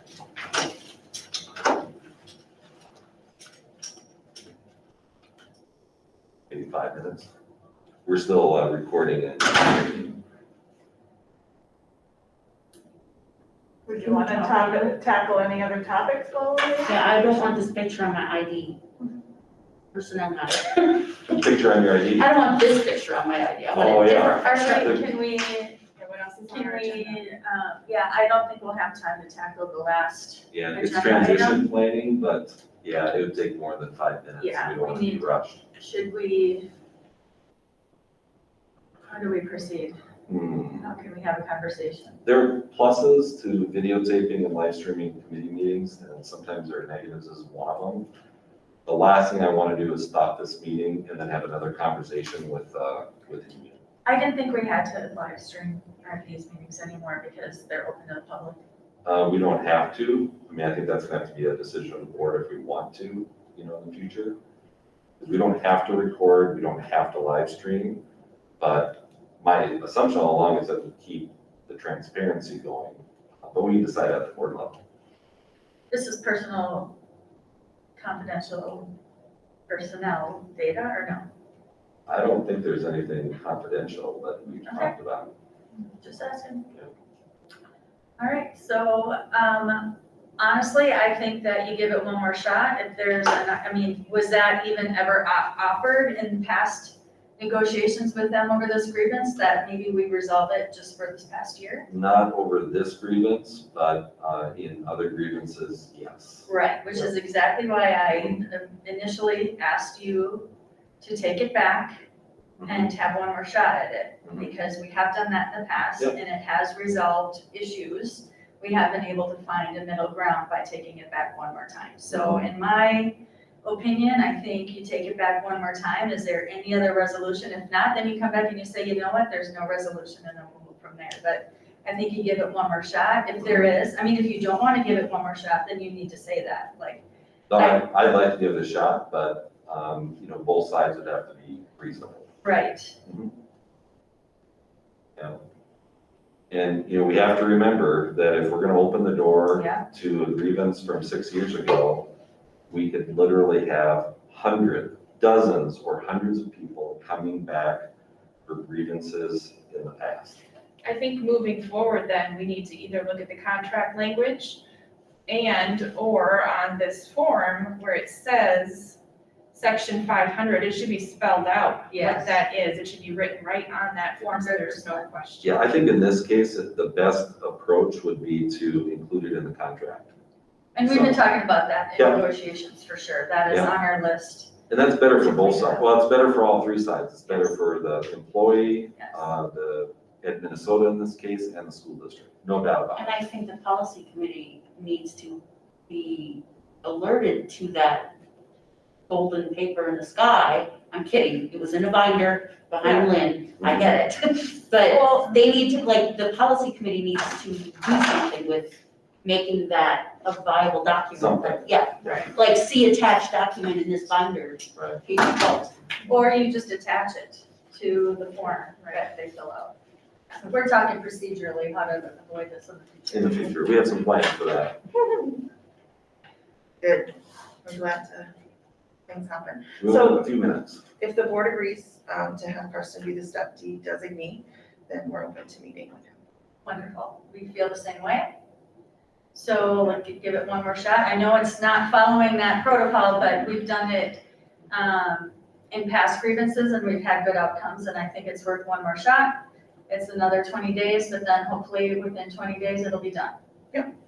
I think that's Yeah, my goal would be to try to get it done sooner. 20 days from today. Correct. Yeah. By 20 days. Yeah. And publicly, I want to know what I could have had in front of me or given to me prior to be more prepared.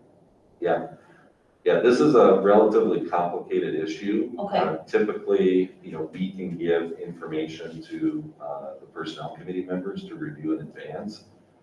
I don't know, you know, if that would have been sufficient or not. You know, I learned some things today. You know, I know that Minnesota learned some things today, so sometimes it's good to hash it out as well. So, Because I know that you were working up against a timeline and different things like that, so. yeah. You know, just something that I didn't feel cold coming in like, what? Right. And, you know, the contract too, so I can take responsibility for that.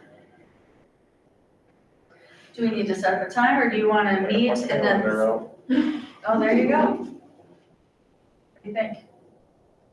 Are you?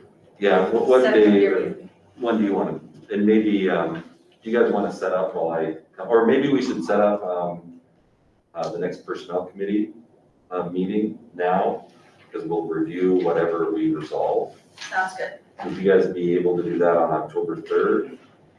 It's a Sunday. Oh, October 4th, I keep thinking October 3rd. October 4th is our next school board meeting, Yeah, so you have another meeting ahead of this. or we could do it, the Wednesday before that. 29th, I will not be able to. Thursday the Thursday? 30th? I can't, but if I Oh. can't. both of you. I think we should have all three of us. Okay, then I cannot, Wednesday, Thursday, or Tuesday? Tuesday the what? 28th, I can do Tuesday the 28th. I can too. as early as possible. How early can we go after school? I can be here at 4:30. All right, can we do 4:30 on the 28th? We have an LNC meeting that day. A what? We have a labor management committee meeting at 4 that day. We could take out Amy. Which should take out me too, because I'm on that committee too. What time is it? 4 o'clock. So if you went after that, We could go later. 6? Is that too late? Well, that meeting is only supposed to go an hour. I hope it doesn't. I'm the chair, so I'll make sure it doesn't go past an hour. Yeah, so could we do 5? So 5 o'clock? On the 28th, I can make that work. okay. Do you normally send out invites for things like this? So that I can get- All right, thanks everyone. I Yeah, have and to. then Kirby and I will figure out a time when we, Okay. then you guys can go ahead and set up and then I'll, Yeah. as soon as I talk to you. Yeah. Sounds good. So is this meeting officially? And This is adjourned at 5:54. thank you. Do you want me to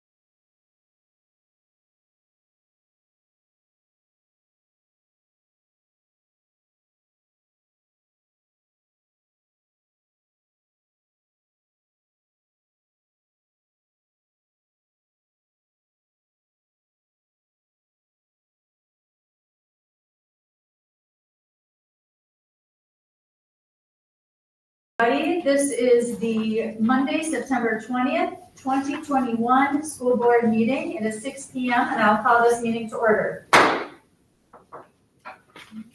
Roll call, we have 5 board members here, Mr. Derricks, Ms. Tift, Ms. Tower, Ms. Ostendorf, and myself. Mr.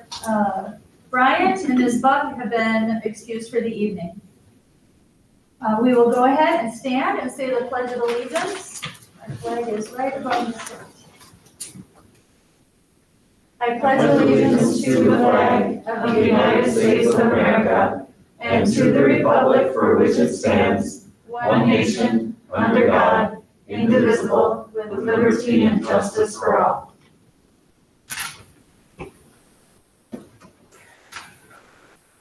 All right, thank you, everybody. The agenda is in your packet. Does anybody have any visions? Back up 1 second. I will have, Ms. Tift has agreed to share our vision and mission this evening. The mission of Red Wing Public Schools is to educate and inspire all students as they realize their full potential and become respectful, responsible, and productive citizens. Thank you. Now, on to the agenda. It's been posted in your packet. Does anybody have any changes or deletions, things they need to add? All right, seeing none, then I'm looking for a motion to approve as presented. So moved. Motion made by Anna. Do I have a second? I'll second. Second made by Jennifer. All those in favor say aye. Aye. Anyone opposed? All right, motion carries. The educational plan is in your packets. I'll just call your attention to that. And the first item on our agenda this evening is recognitions and upcoming events. Does anybody have anything they'd like to share with us?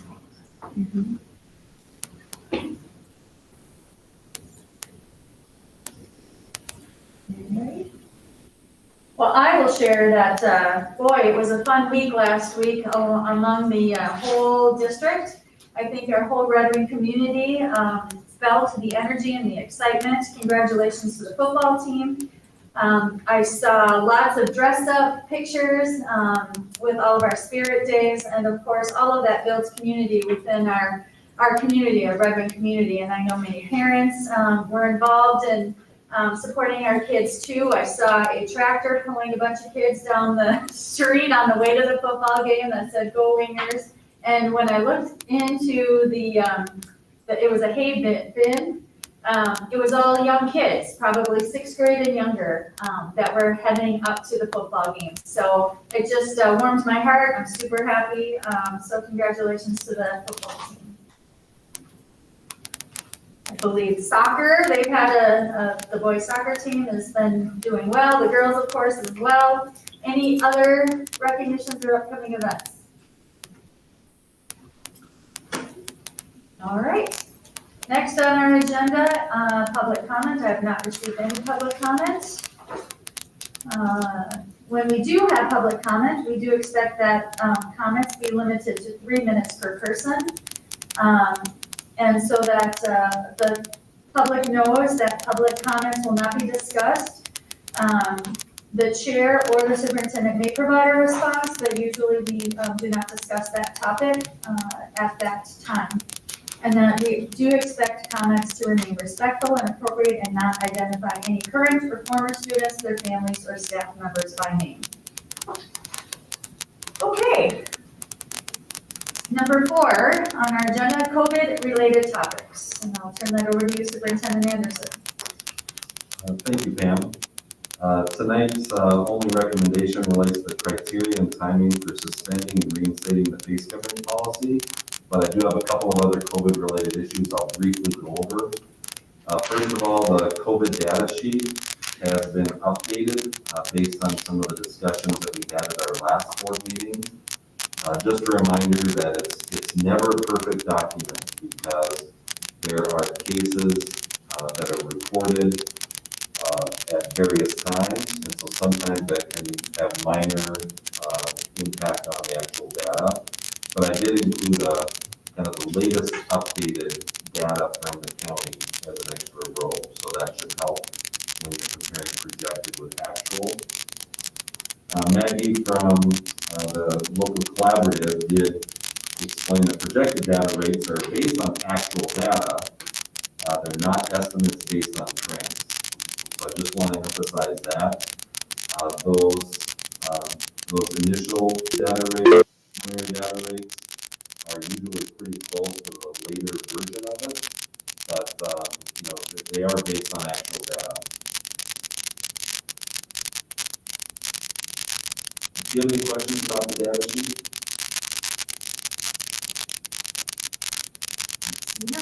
Yeah, if you ever do, feel free to contact me. I will probably refer you to Lisa or Tony, because they're the ones who maintain the data sheet this year. But you can always reach out to me if you have questions. The learning plan for the current school year is the latest one that's been approved by the board. It's attached for your review. We are not recommending any changes at this time, but I will tell you that the COVID response team is closely monitoring the impact of not requiring high school students to quarantine if they live in the same household as someone who tests positive. So that's been the plan since the beginning, and we are closely monitoring that to make sure that we aren't spreading the virus more with that particular student. So just to let you know that that's possible issue in the future. You can see some information about the COVID base coverage policy. The board member asked for information about requirements for spectators at athletic events for schools to deny. Mr. Hartman did provide information about which schools require spectators to wear masks and which ones do not. Any questions about the landing plan or the base coverage? I'm going to jump ahead to the next section, vaccinations and testing. You can see that with President Biden's 6-part plan for either requiring employees to vaccinate or test weekly, the School Board Association acknowledged with that, meaning that schools are included in states that have a working arrangement with the OSHA. Minnesota is one of them, so we anticipate that we will need to comply with that requirement. Right now, we're waiting on postal regulation before that will get done. That should be happening within next week. So I don't know if it'll happen immediately, or if it's a day, or if you go to the school board first. That's obviously a big decision that we'll need to have. If we go back to the criteria amendment for continuing communicating policy, based on the feedback during the last session,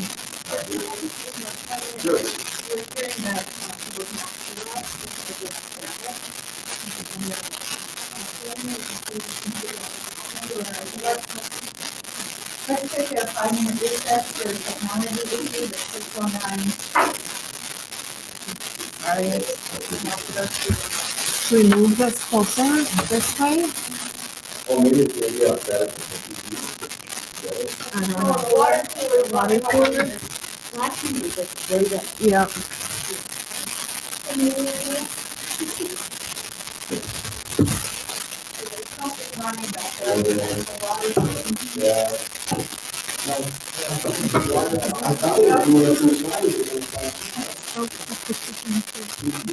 It might be better now, a lot of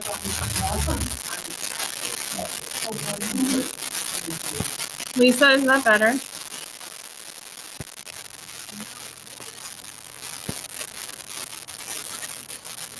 Lisa, can you hear us better now?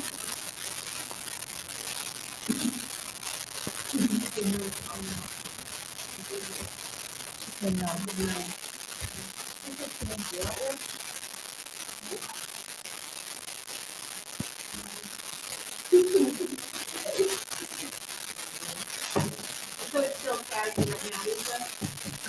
Because the water is cooler and it's not.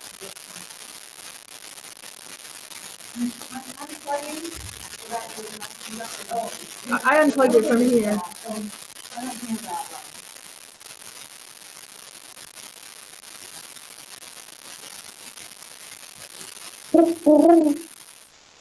just woke back up.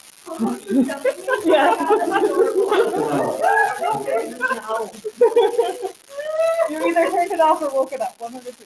I unplugged it and plugged it back in, so I don't know if that made a difference. Think so? I don't know if it's, we hear nothing here.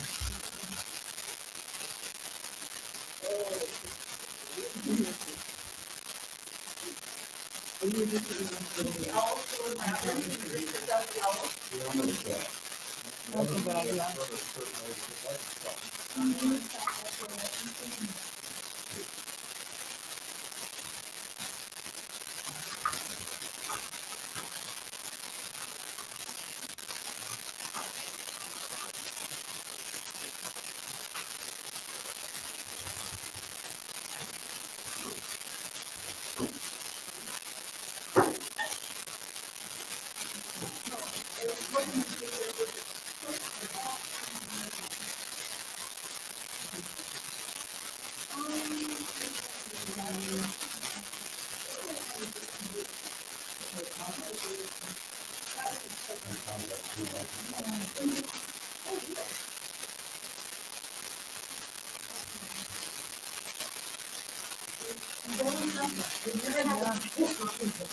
No.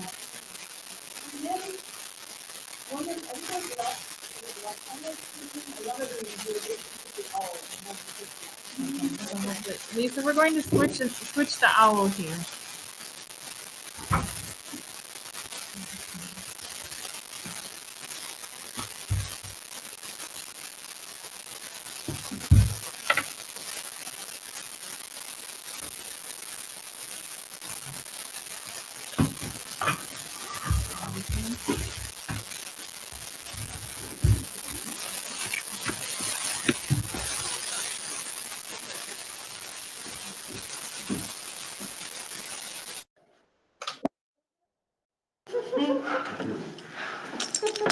Are we still on recess?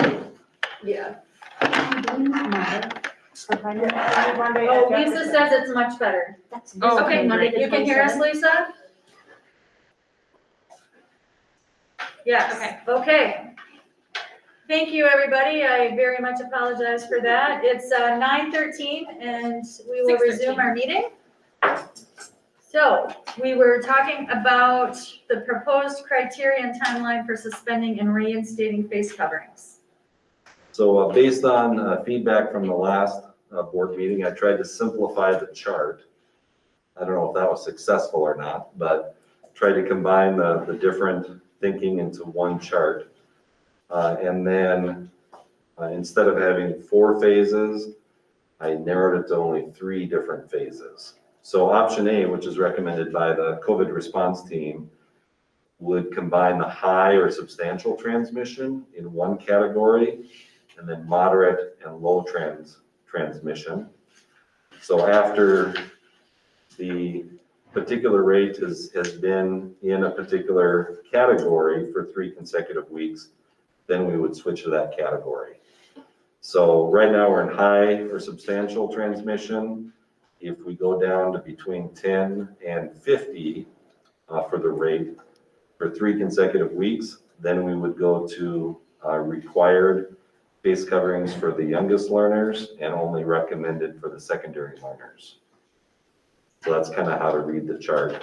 You can see option B would have substantial and moderate together. And you can see what would happen in each particular case. And then the final option is option C, which would mean that we would remove masks for everyone once that number got down to less than 50. So again, the COVID response team is recommending the most cautious approach. That's reflected in option A. And as I said at the last meeting, a lot of these numbers are arbitrary. You know, there's no set research that would justify any of the particular categories, but it follows the recommendations of the Centers for Disease Control and Prevention. Questions or comments? Mr. Derricks? Yeah, I appreciate this. It is simplified a great deal from what we had in front of us at the last meeting. I don't agree with option A. I'm gonna list my reason why. I'm trying to visualize and comprehend where we were around the start of June of this school year. And I think option C is closer to that than anything else. And I felt at that time it was appropriate to look at removing masks. We did remove the mask mandate end of June or 1st of July or whatever. And so that's what I'm trying to get to. And I may not be reading these charts right, but I think I am. And if I'm reading them correctly, I think option C is still probably more stringent, I'm gonna use that word, than what we were at for actual COVID numbers in late June, early July. So that's where I'm gonna stand on it. But I appreciate all the work. I respect anybody else in their opinion. I may be wrong, correct me if I'm wrong, if I'm interpreting this right. But that's my gut feeling, is I felt comfortable removing masks at the end of June. And so I want to get to where that category was. Other comments? Holly? Karsten, do you agree with what Arlen is saying in terms of how he's seeing the numbers and how it's presented there? I haven't reviewed the specific numbers, but my guess is that would be pretty close to where we were at to start the school year, or to start the summer. Without the Delta Right. variant? So it wasn't as transmissible as it Right. is now. Mhm. Okay.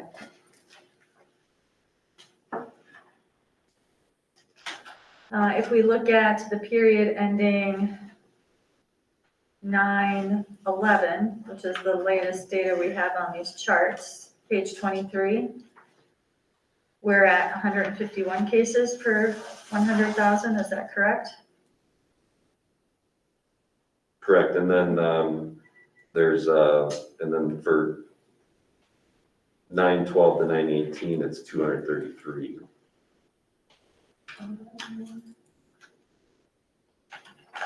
So help me understand, when I'm looking at these three options here, when we're saying 0 to 50, or 0 to 10, that's 10 people per 100,000, and then we can remove our masks. Like for the moderate? No, I'm looking at option A, low transmission. If we have Oh. 0, which we'll never ever have 0, I mean, that's a great goal, but I think it's highly unrealistic. We're going to say little kids can't take their masks off if there's 11 people out of 100,000. Is that what you're saying? Is that how I'm reading this chart? Let me make sure I'm reading the chart Page the same way. 16 of our packet.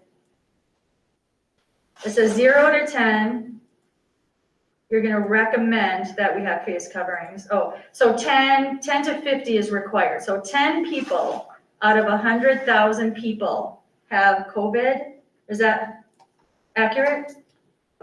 Yes, except the moderate would be between 10 and 50, and we'd still require it for the elementary kids, but only recommended for the high school kids. So 10 people out of 100,000, and we have to wear masks. That'd be 10 people in the past 7 days, so there would be Right. possibly more active cases. Because Okay. they're active for. We don't, 100,000 people. Yeah, so 10. Goodhue County is probably Is that, 40 or what's the 50,000. math? 0.1, 1%? What is the math on that? Yeah, well, in a county like Goodhue, it'd be about 5. 5 people Yeah. out of 16,000 in Red Wing, and we are gonna require kids to wear masks. 5 out of the entire county. I can't support that. 5 kids and we're gonna make the whole school district wear masks. Yeah, I mean, it's up to the board to decide, and I mentioned this at the last meeting, I am concerned about, will we ever get down to that lower level? The one thing that still sticks in me is that the Delta variant is more contagious. It does impact kids more than the previous versions of it. That's one concern. And the 12 and under, or kids under 12 cannot be vaccinated. That's why, this recommendation is made.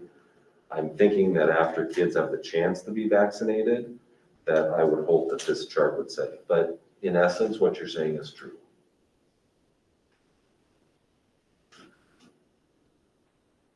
And I'm okay saying yes to masks for people who haven't been given the option to vaccinate. But to make everybody wear masks, if there's 11 people out of 100,000 with a positive COVID, and they've had the opportunity to vaccinate. And I get that people can be ill.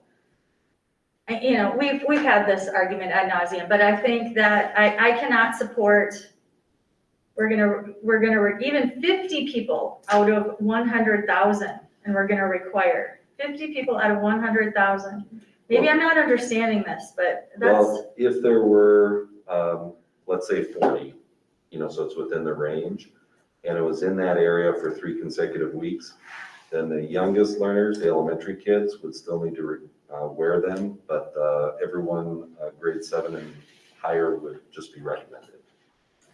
Well, honestly, in option A, 0 to 10 out of 100,000 is just, okay, we can 10, I don't even know that we'll ever get 10 out of 100,000. I don't think that will even be, I don't think that's possible either.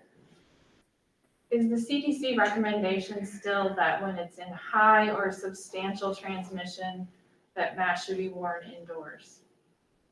Is that, I know that was their original recommendation, I'm wondering if that has changed. Well, if you're saying that this is what the COVID team is recommending, option A, Carson? Correct. Correct, okay. They're recommending option A. They're not making it up. It's my understanding that they're taking it from CDC guidelines. Am I wrong on that?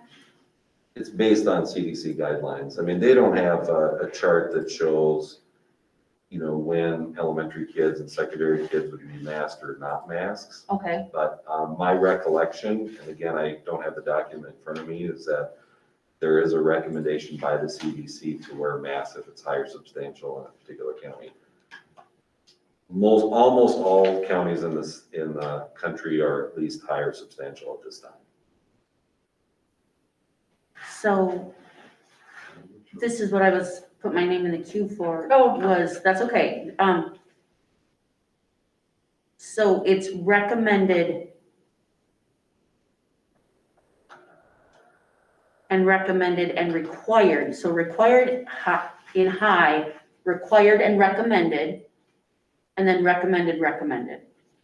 So until little people get a chance to get a vaccine and families get a chance to get their child in for the vaccine, which it was just, like, I think they're on the cusp of saying, yes, little people can start to go in and do this.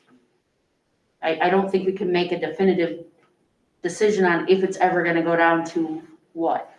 I just, until everybody has a chance to get vaccinated and the people get vaccinated, we're gonna be waiting for people. We're gonna be waiting for the numbers to go down because not everybody believes the vaccination is the answer. So we can't control whether or not people get the vaccination. We can't. So saying that we'll never get to that number, you could be correct. I just think it's unrealistic. I don't know if it's unrealistic if people would get vaccinated. I don't know. I honestly don't know. Mhm. So I think that's, what we can do in a public school and in a public arena is make sure that we protect as much as we can.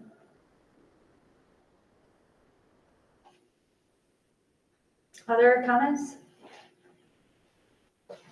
Yeah, go ahead, Arlen. Yeah, I could see if we can answer this question. I believe our latest COVID numbers per 100,000 is 150 roughly currently in the county. 233. That's up to 233. That was, the new one came out today. Okay, up till What was today in the was packet was 150. But that's out of 100,000. Out of 100,000. If we went to option C, which is 50 per 100,000. That's less than 1/3 of the current COVID cases in the county. My gut feeling is if we could get down to 1/3, and that's a trend that has to follow, and we have to have 3 consecutive weeks besides. That's where I'm coming from. I think if we can get the COVID numbers down to less than 1/3 of what we currently have, the mask situation is a whole different type of view, and if it's wrong, the cases will come back up and this will go back. I've been a real proponent of masking from one end to the other since the start of this, but I cannot support option A as my choice. I will support it if that's what the board says, but if it's my choice, option C is the closest to where we should be. And just as a reminder that once it gets down to a certain level, then it would take 3 weeks at a higher level before we change it. Because we don't want to be jumping back and forth and making a decision every single Monday about what's going to happen starting on Tuesday. So it would take 3 weeks at a certain level to take off the masks, and similarly, it take 3 weeks to put on the masks after getting to Can I add one more comment, please? Please. And the other thing is required versus recommended. Just because it removes the required option doesn't mean that people will not wear masks. But I will be realistic, I suspect that if we get rid of the required and it's recommended, more than likely the trend will be to a large majority of people not wearing masks, even if it's recommended. So I do acknowledge that, but at the same time, this table does not say you can't wear a mask once it gets to that point. It just changes from required to recommended. Right. And I think that's gonna be the nature of this whole situation from here on out. People will mask up and it won't be required or recommended and they'll still choose to mask. And there's people that even when it's recommended or required now, won't wear it. So we're always gonna have outliers from the mainstream, regardless of the time, of the numbers, of, I wish it wasn't here. Bottom line, it's here. Any other comments? All right, we're looking for a recommendation moving forward on this. I'm looking for what page is my computer's not? 11. 11? This little mouse of mine is not a friend.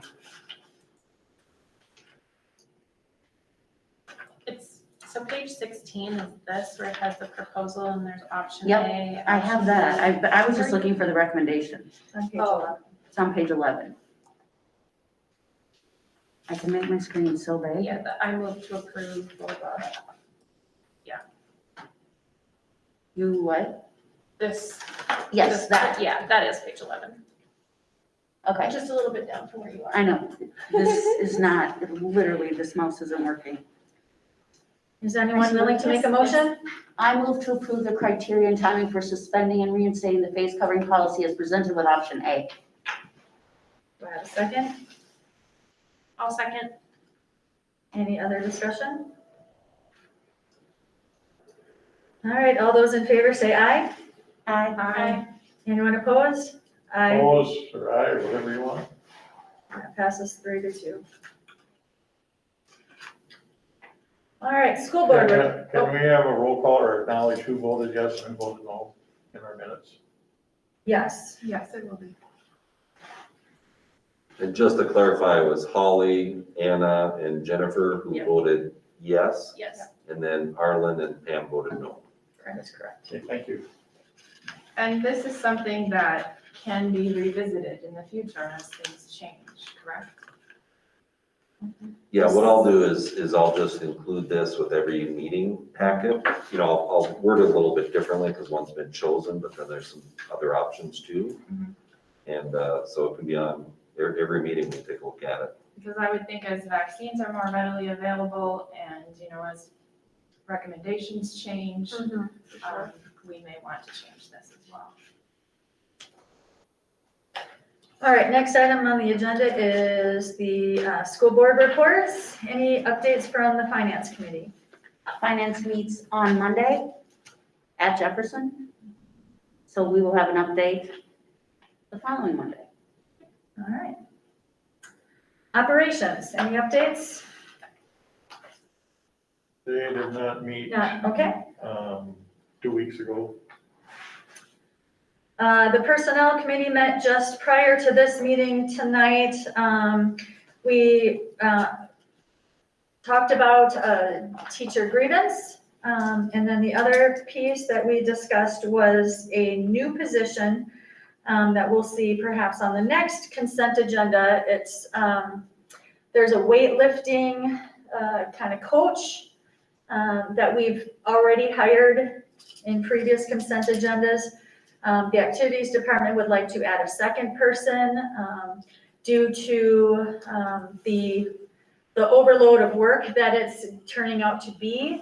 We have ways to pay for that because we do not need an assistant coach for cross-country or cheer. And so the personnel committee feels pretty confident and strong about recommending a second strength and conditioning coach. So you will see that coming up in the next meeting. And it would be for a 1-year term. Thank you, yes. In the event that the coaches decided they needed an assistant coach in cheer and, you know, based on the numbers of kids that come in, it may be a need. Yes. We won't know until the end of, the year.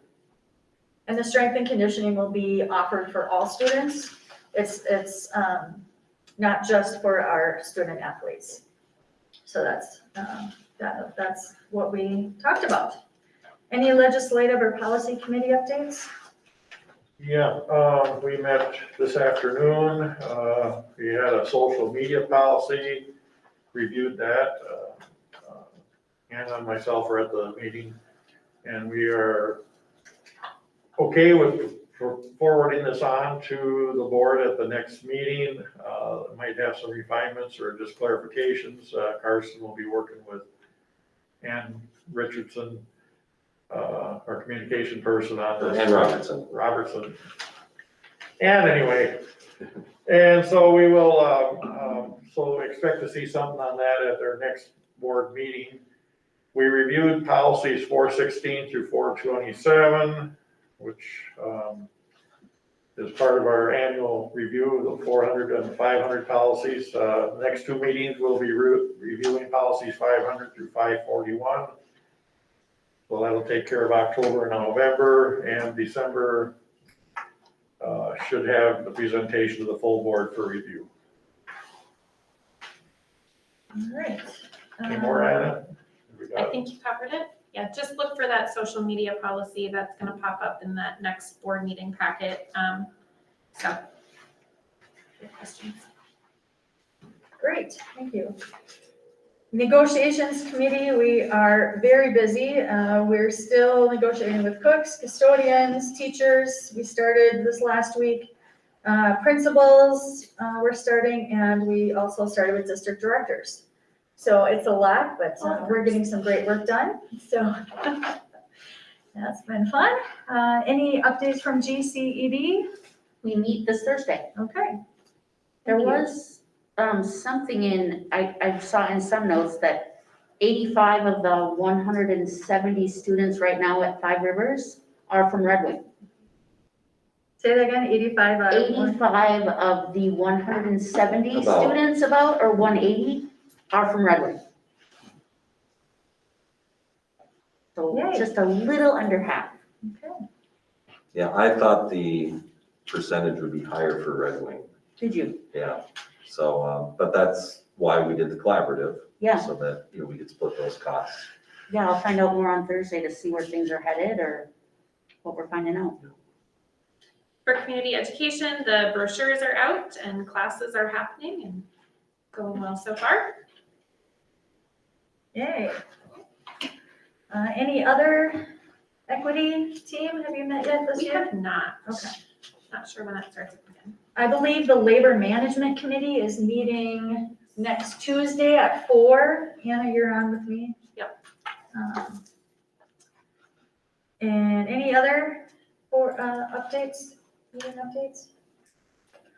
All right, seeing none, then it's administrative reports with Superintendent Anderson. Just a quick review. First of all, several statewide organizations developed a joint statement to support equity work in Minnesota schools. I did attach that statement in the board packet, so I think it's good information for all of us. Pam did briefly go over some of the homecoming activities.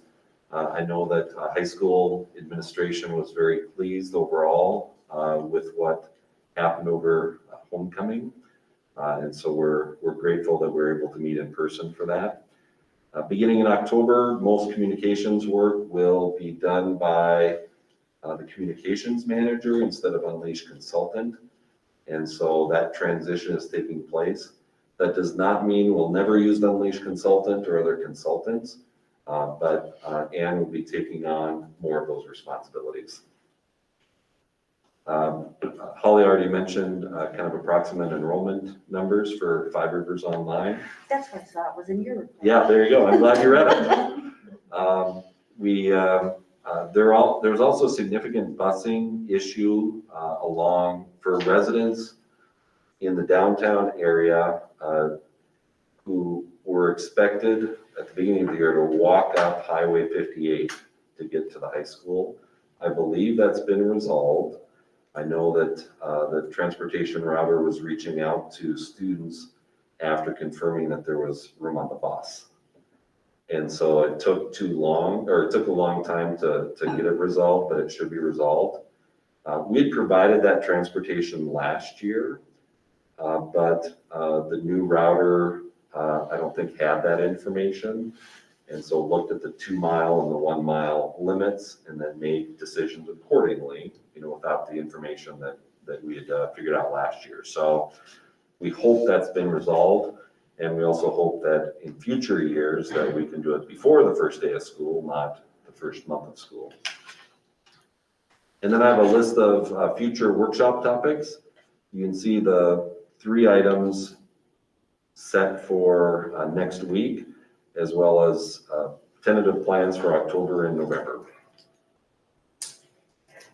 Oh, and then Pam is going to contact the School Board Association to see when you could have a self-evaluation as well. So at some point, we'll be able to work that into the schedule. We did do a self-evaluation over a year ago, and we spent some time working on that. We set some goals. I'll send those goals back out to you so that you can review them.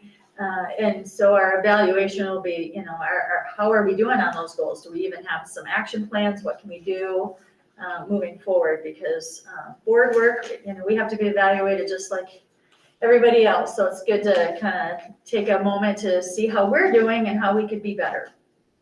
So that'll be coming. I also wanted to let you know that in October, you'll be receiving a survey from the Minnesota School Board Association. It's that time of year again where we'll start talking about and evaluating our superintendent. It'll be the full, thorough evaluation. And so that will be coming here in the beginning of October. The second meeting in October is when we'll have a closed session to review it. And then the public summary will be available at the beginning of November. So that's our timeline. Okay, any questions on that? All right, number 3 on our agenda is the consent agenda. Anybody have anything they would like to or need to pull from the consent agenda? Number 3, new hires. Okay, we'll pull that. Anything else, anyone? Okay, then I'm looking to have a motion to approve the consent agenda minus number 3. So moved. Motion made by Holly, seconded by Anna. All those in favor say aye. Aye. Anyone opposed? Okay, the consent agenda passes, but with minus number 3. So, Alan, do you want to discuss number 3? Yeah, I'd like a little more information on the high school assistant principal. I got the notes there that the individual has a Wisconsin license, not a Minnesota license. It said that there was, I believe in the notes, there were 20 applicants and stuff, and I'm struggling a little bit that with two things. One is the person working on our payroll right now? And then the second thing, if we had 20 applicants, why did we decide to take somebody that has a Wisconsin license and not a Minnesota license? I get it that we can get it, but what are the qualities that's made this person apparently stand out above the rest to go and make an exception and to let this person get the licensing in order? Yeah, I can answer the first question. She is not on the payroll. We would not allow that until, well, first of all, the board would have to approve the position. Well, I didn't know if it was in some other capacity until it's approved. So Yeah, that's fine. no, Thank and you. then we would expect her to have her provisional license before she started. So those are our expectations. George is on the call, and I hate to put him on the spot, but he's the one who can best describe kind of why Kelly was picked. So George, if you want my Hello. Yeah, I guess I can explain that when we interviewed, we had a very thorough process, and this candidate had a lot of experience and a lot of qualities that we were looking for to help us, and is going, would give us a lot of. I think it's going to be a real asset to the district, and that's why as we went through, this candidate was clearly kind of a cut above everybody else at going through the process, both in our initial round of interviews and then also the final round. So that was the reasoning behind it, the choice, and then I would also like to say I just got an email from Pelsby today, which is the licensing board for the state of Minnesota, and her license has been approved. So she is, the only thing we're waiting on now is the fingerprint has to go through. So other than that, everything's done. I will add that the Personnel Committee thoroughly reviewed the hiring process 2 weeks ago at our personnel meeting, and they're attached in your board packet. Amy French was also there and shared the process that was followed for hiring this position, the scoring that happened, because one of the tasks that we have as a board is that we're following our own processes, and we've recognized that hiring processes, and that's what we'll be discussing next workshop, had maybe not been following all of our processes. So we wanted to make sure that the processes were followed. So Mr. Nemenich came and shared exactly what they did and how that person was scored in the job search. And I can't speak for Holly because she wasn't there, but Jennifer and I both felt that the process was followed adequately. Holly. Yeah, Carson, I just want to clarify on what you just said right before Pam and Arlen spoke. So you said that we wouldn't have somebody on the payroll if they weren't approved by the board. Were you referring to all the people in the new hires or just that particular? Thank you for asking that Yeah. question, because there are times when we do start someone for official school, but in this circumstance, because of the licensure issue and some other questions, we wanted to make sure that we did not give her work here in the district before it was approved by the board and before she had her license. Okay. Because she'd be quitting her job, there'd be so many questions, surrounding it. So we decided just to wait until after both those things were done. Yeah, thank you for asking that question. Any other discussion about number 3? I just want to make a comment.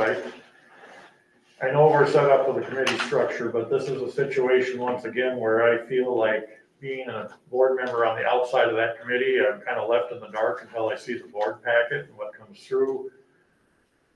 I gotta go by what I have in front of me here.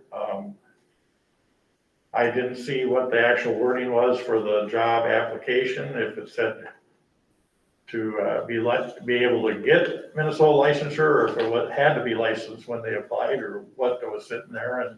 And I'm having a lot of issues with this, and I cannot support this, so I'm just gonna lay that out here now. I do know, Arlen, that a minimum requirement was that they have a Minnesota principal's license. That was a minimum requirement. So why the continuation of the interview process went forward when that minimum requirement wasn't met? I was questioning it as well. So I'm glad you pulled this, because I can't support it either. Not that this person isn't phenomenal and wonderful, but I'm gonna stick to what we state and what we're looking for in candidates. So that's just my take on it. And again, go ahead. I was just gonna ask George if he wanted to respond to that, because we had a conversation in the personnel committee meeting as well. Yeah, I think we have to be careful a little bit about what I don't know if it said Minnesota. I think it said qualified, which means it could be somebody with an out-of-state license as well, is certainly qualified, right? I mean, they have an administrative license. So I think we have to be a little bit careful with that. I also think we have to, we have hired people from out of state before. Certainly we have, sometimes there's a candidate who is going to be better than somebody who might have a Minnesota license. In that case, why would we limit ourselves to not hire that person based on the fact that they didn't necessarily have, but could acquire a provisional license, which in this case, this person could do. I'll just speak to that quickly, George. In this case, I remember reading the rec, correct me if I'm wrong, but it did say Minnesota license, that was one of the requirements. So however the rec went out, or the intention of hiring somebody from Michigan or New Mexico, I don't think that's the issue for me. The issue is that we follow what we set up. So I don't know how it played out in the end. Here's where we're at, and this is what it is. I suppose some other examples where something like that might happen would be hiring a teacher, let's say a second grade teacher, and we'll post it, for second grade. Position description says that an elementary teaching license is required. But we may have candidates who are recently graduates of college who are in the process of applying for their license. They apply for this job. We have other licensed candidates and non-licensed candidates. We go through the interview process, and then we pick the person who's the best fit for the school district. And our expectation would be that, we need someone who's appropriately licensed unless they've received some sort of variance from the state. So that's how I kind of viewed it. And by the way, I had the same questions. I mean, our human resources department flagged this as something to really look at. And I had the same questions for George, as far as, why would we hire, someone who's not yet licensed in the state of Minnesota. So I asked the same questions, and we went through, quite a few meetings with George to go over the reasons. And at the end of the day, we concluded that, it did meet our standards. So, but I understand where both Arlen and Holly are coming from. Any other discussion on number 3? All right, I'm looking for a motion to approve number 3. I'll make a motion to approve the number 3 new hires and reassignments as listed. I'll second that motion. Motion made by Anna.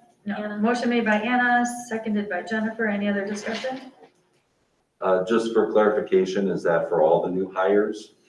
Yes, it's all number 3. And Arlen, did you have, I guess we'll take the second, and then we'll have If you more want to discussion. comment, I'd just make a comment. I will be voting against this, not against the other new hires, but I feel this particular situation is wrong and I don't need to make it complicated. I think the person will probably do a great job. I just have questions of whether things were done the proper way. I don't, what I've been given for information makes it questionable. All right, the motion on the table is made by Anna, seconded by Jennifer to accept number 3 in its entirety. All those in favor say aye. Aye. Those opposed? I, All right, you have that recorded?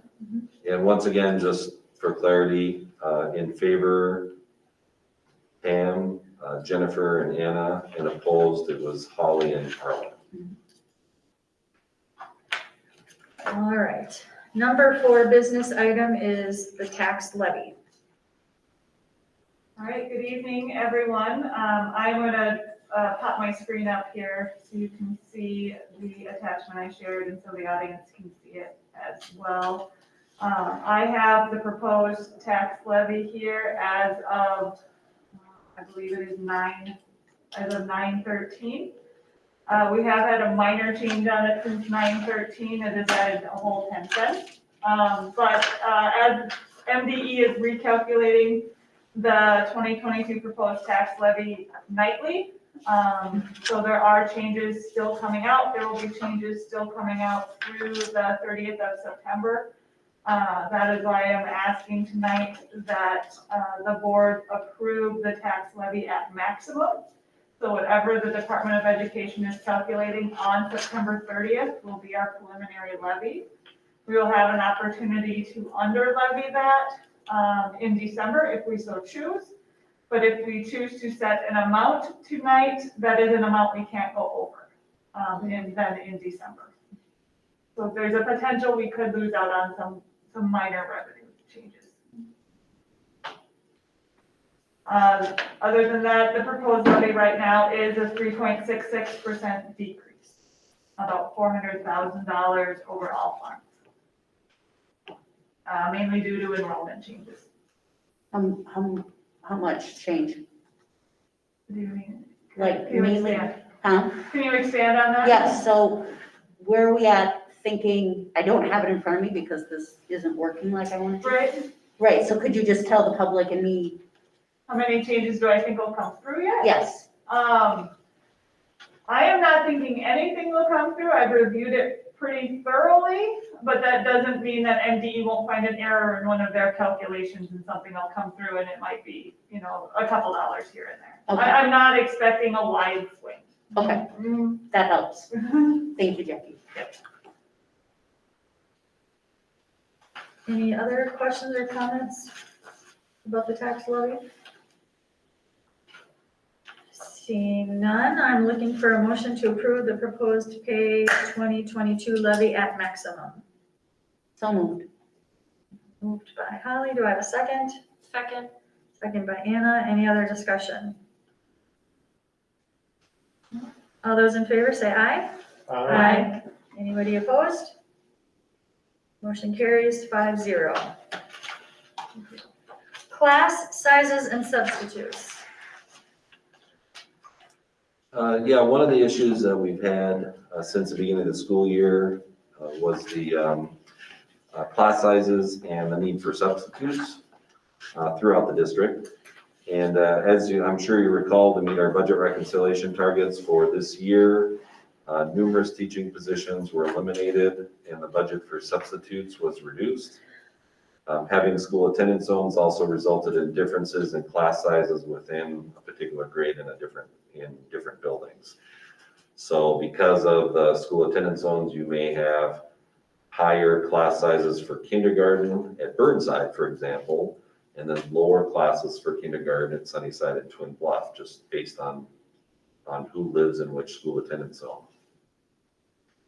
Burnside, well, I just mentioned it, has 24 now and 25 kids in the 2 sections of Burnside, whereas Sunnyside, at least when I wrote this document, had the next highest class of 19. So sometimes it's a pretty significant difference.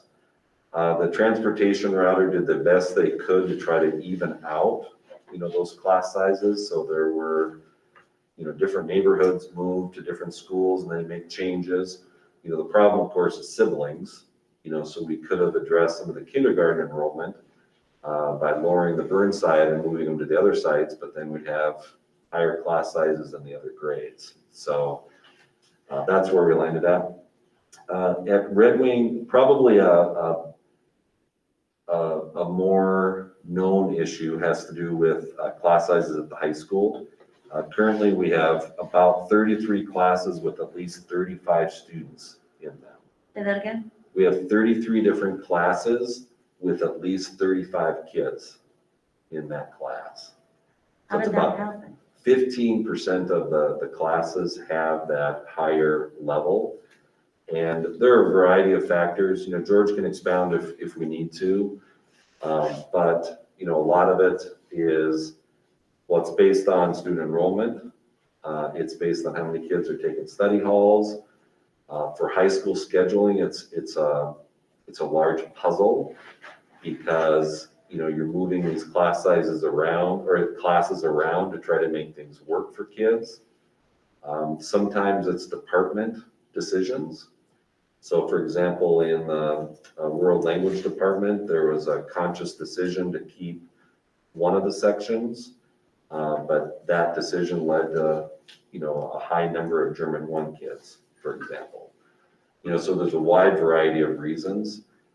It certainly did not help going from one type of schedule to this particular schedule, because that takes more time to go through the process. So I say that about 15% of the classes have at least 35 kids in them.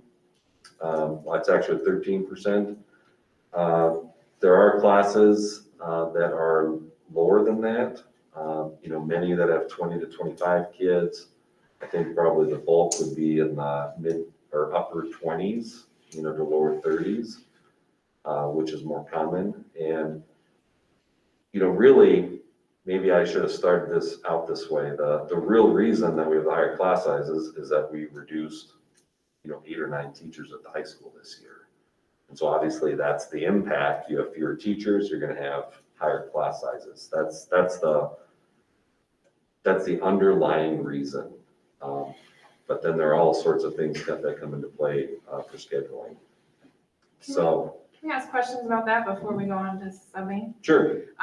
So when we cut the $2.2 million, the discussion was really what we were doing was right sizing.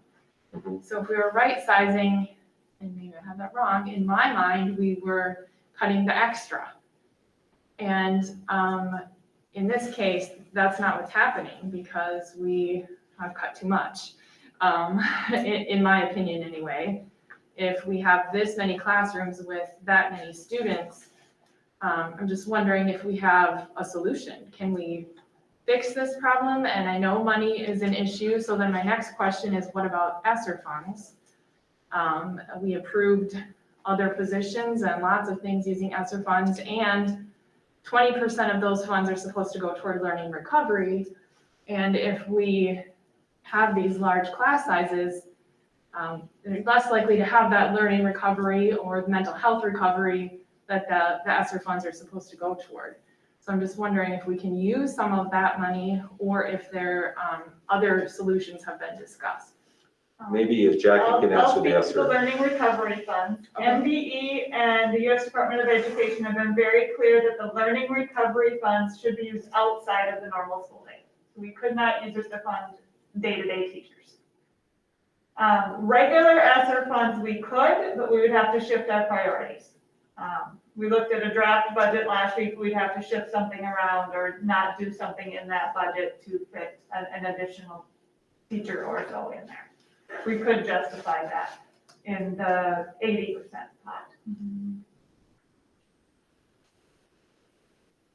Yes, as far, Go ahead, Holly. So did this have anything to do with going from an 8-period day to a 7-period day?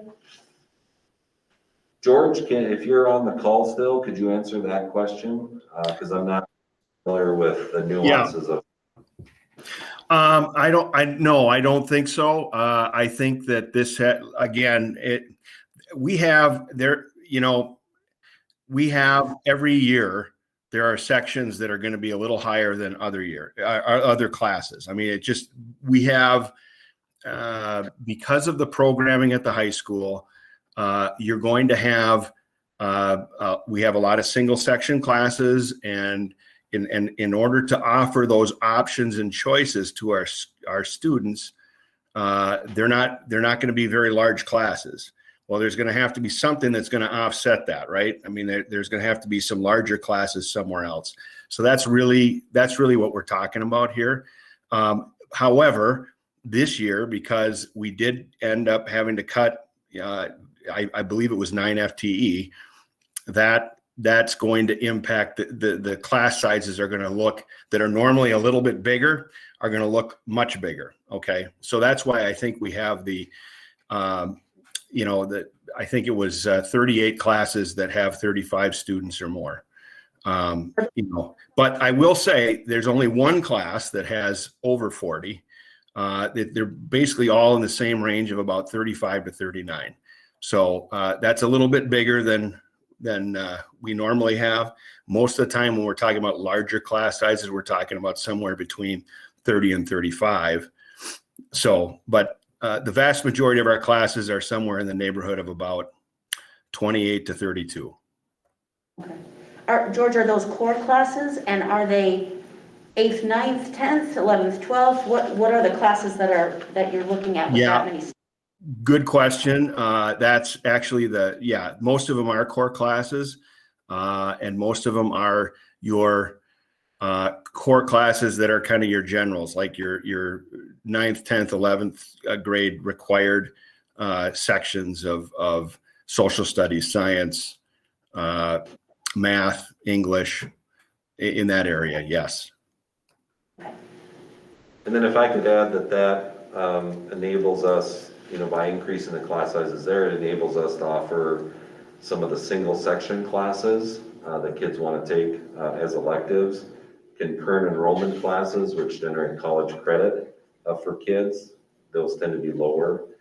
And also, more hands-on courses, which are also lower. So if you have so many computers in the room, typically you won't have more students assigned to that classroom, or you have shop equipment, family consumer science equipment, where you try to keep those lower limits. So going back to Jennifer's question, do we have any sort of plan to rectify that? Because that's really difficult to sustain for those teachers. That's a lot. And the students. And for sure, and the students. We've talked about several possibilities. None of them are good. I will be forthright with you. The idea is that, George and his staff will continually make adjustments. They'll look at some different ways of scheduling for second semester. But the simple fact is that it would require more money to be allocated toward high school teachers. And so we would not meet our budget target. So I want to lay that out there. Go ahead. Sorry, I was just gonna say, except that Jackie did say it's a possibility, there is a possibility of looking at the ESSER funds, correct? And reprioritizing. reallocating, yeah. Possibly, Reprioritizing. yeah. If they're not spent. Yeah, they aren't spent yet. We have an October 1st deadline to apply. Okay. And so we could do that. But for first semester, we wouldn't be able to find enough qualified licensed candidates to do it. Okay. At least I don't think we can.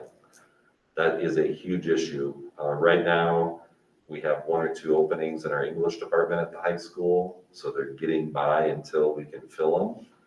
But we have a severe shortage of teaching candidates. Severe shortage. In math, science, social studies, and English, or math, or? In almost all areas. Okay. So now second semester, maybe there's an opening, because again, we'll have kids graduating from college, and so sometimes it's our advantage to get hires starting second semester because, we can get out front and get them here, and hopefully they'll stay here. That we could use ESSER funds for that. Eventually ESSER funds are gonna drop off. We'll have to make some tough decisions then. I did throw out some other possibilities. We could grant teachers overloads. which means, the typical full-time general ed teacher at the high school teaches 5 classes. They also have a study hall prep, but they teach 5 classes. If they taught a 6th class instead of their prep time, then we would pay them an overload to do that. The problem is that if we have 33 classes over 35, then you need 33 overloads, probably, something close, in order to reduce those class sizes. Well, that's equivalent of 6.5 teachers. So another option that we kicked around, and again, I do not want to do this, okay? But we do have teachers at Tower View that have significantly smaller class sizes. So if Goodhue County Ed District could somehow consolidate some of those classes there, perhaps move them into the morning, and then we could have the Tower View teachers come here in the afternoon. Or we could move all the Tower View teachers over here second semester. Again, I don't want to do that because we also need to serve our Tower View kids. So, In an alternative setting. again, there are no good options, but all the options require some sort of funding. Could be partially through ESSER, but we have other needs there too. So my quick question, does this include Burnside in this needing more teachers? Right Well, now. depends on who you talk to. I will say it would be a challenge to find an elementary teacher in late September, early October. But would it include it if that was, are you saying, because you started out with Burnside? Yeah, if we had the money, we'd hire another teacher. If we had the money and a qualified licensed candidate who is gonna be a great teacher, we'd hire that extra teacher, yeah. If the board was okay with us using ESSER funds, or if the board was okay with not meeting the $2.2 million budget reduction target.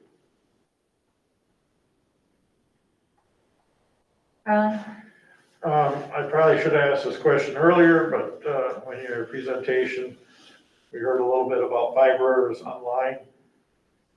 How many of our teachers or are any of our teachers teaching Five Rivers Online? Because when it originally was presented, it would be whatever district maybe had the most kids in a particular class would be the teacher, and that would be on that district's payroll, and then would work and stuff back and forth. So I guess my question is, how many Red Wing teachers are involved with Five Rivers Online, and how are they involved, and how much? Jackie can answer that Yeah, question. we currently, I believe it's 5 teachers teaching with Five Rivers Online at the secondary level, and they are all teaching on overloads right now. So they're teaching Five Rivers Online on their prep period.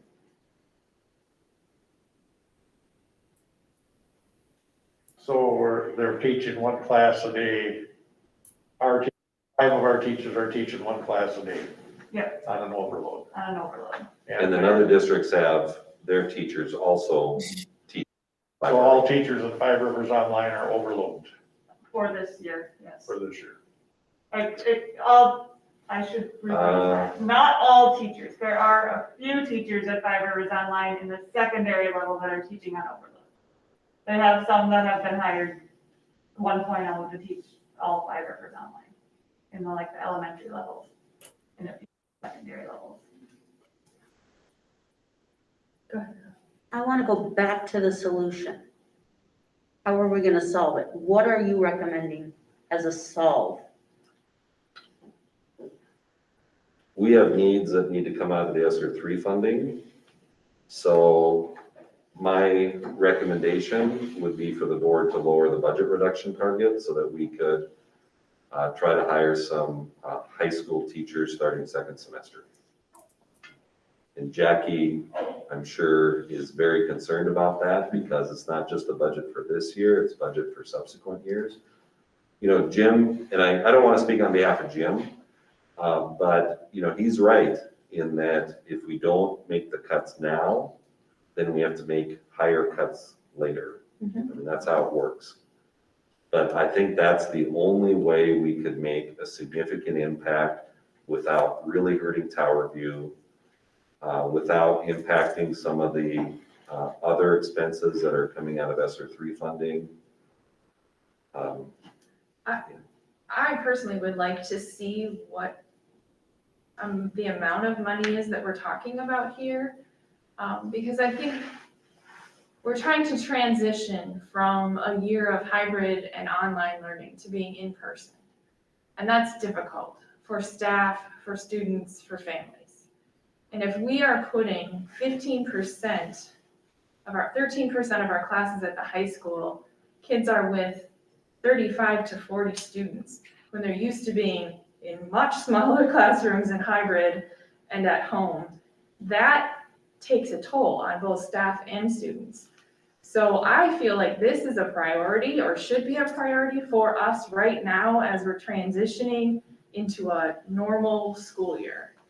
And, we have high expectations for our staff and students, and we need to create an environment where those things can happen. We need to support them in that, and having classrooms of this size, I just feel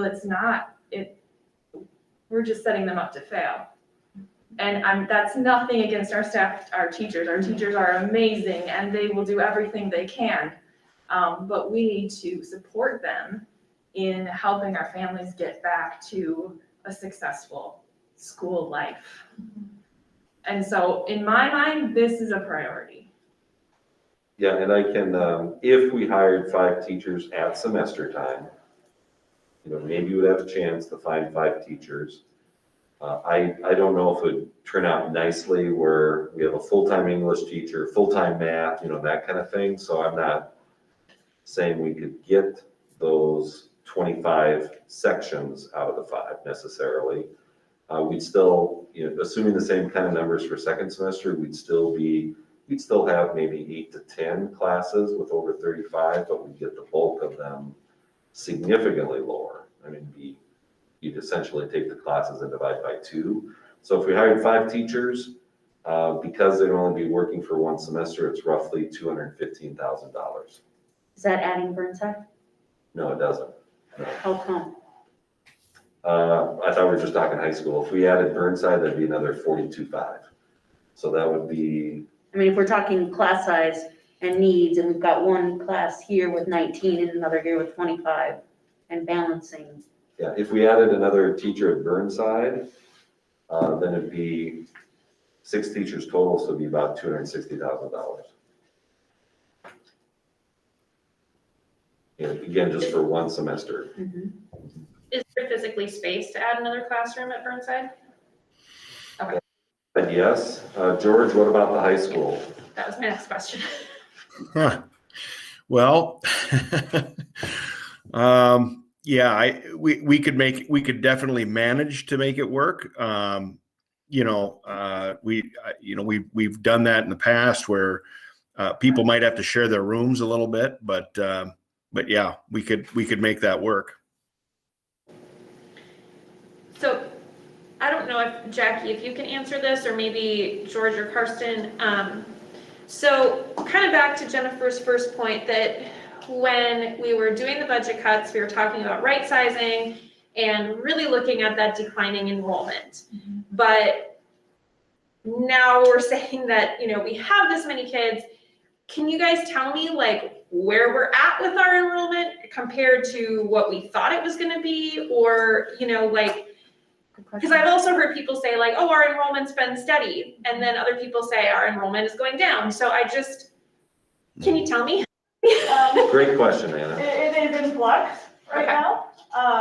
Usually the first 3 weeks of school, we see that influx. Where we won't land on very hard numbers until probably next week or the week after we get those kids we've been trying to track down who haven't come to school yet, down on our 15-day drop list.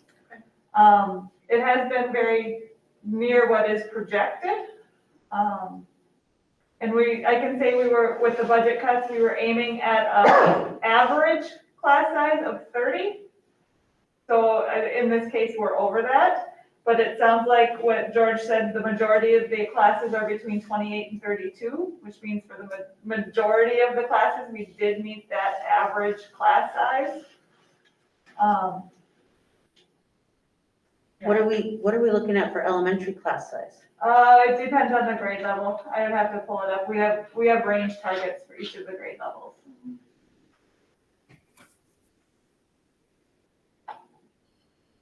Well, and 25 kindergartners is way beyond our target.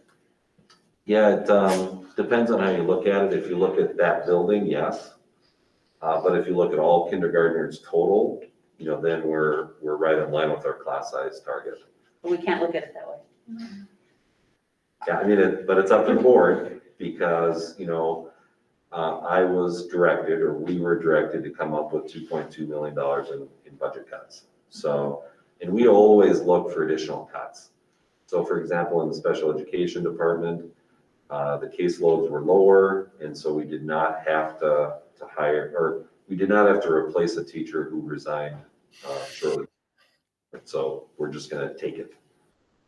But with something like this, we just won't meet the budget target for this year.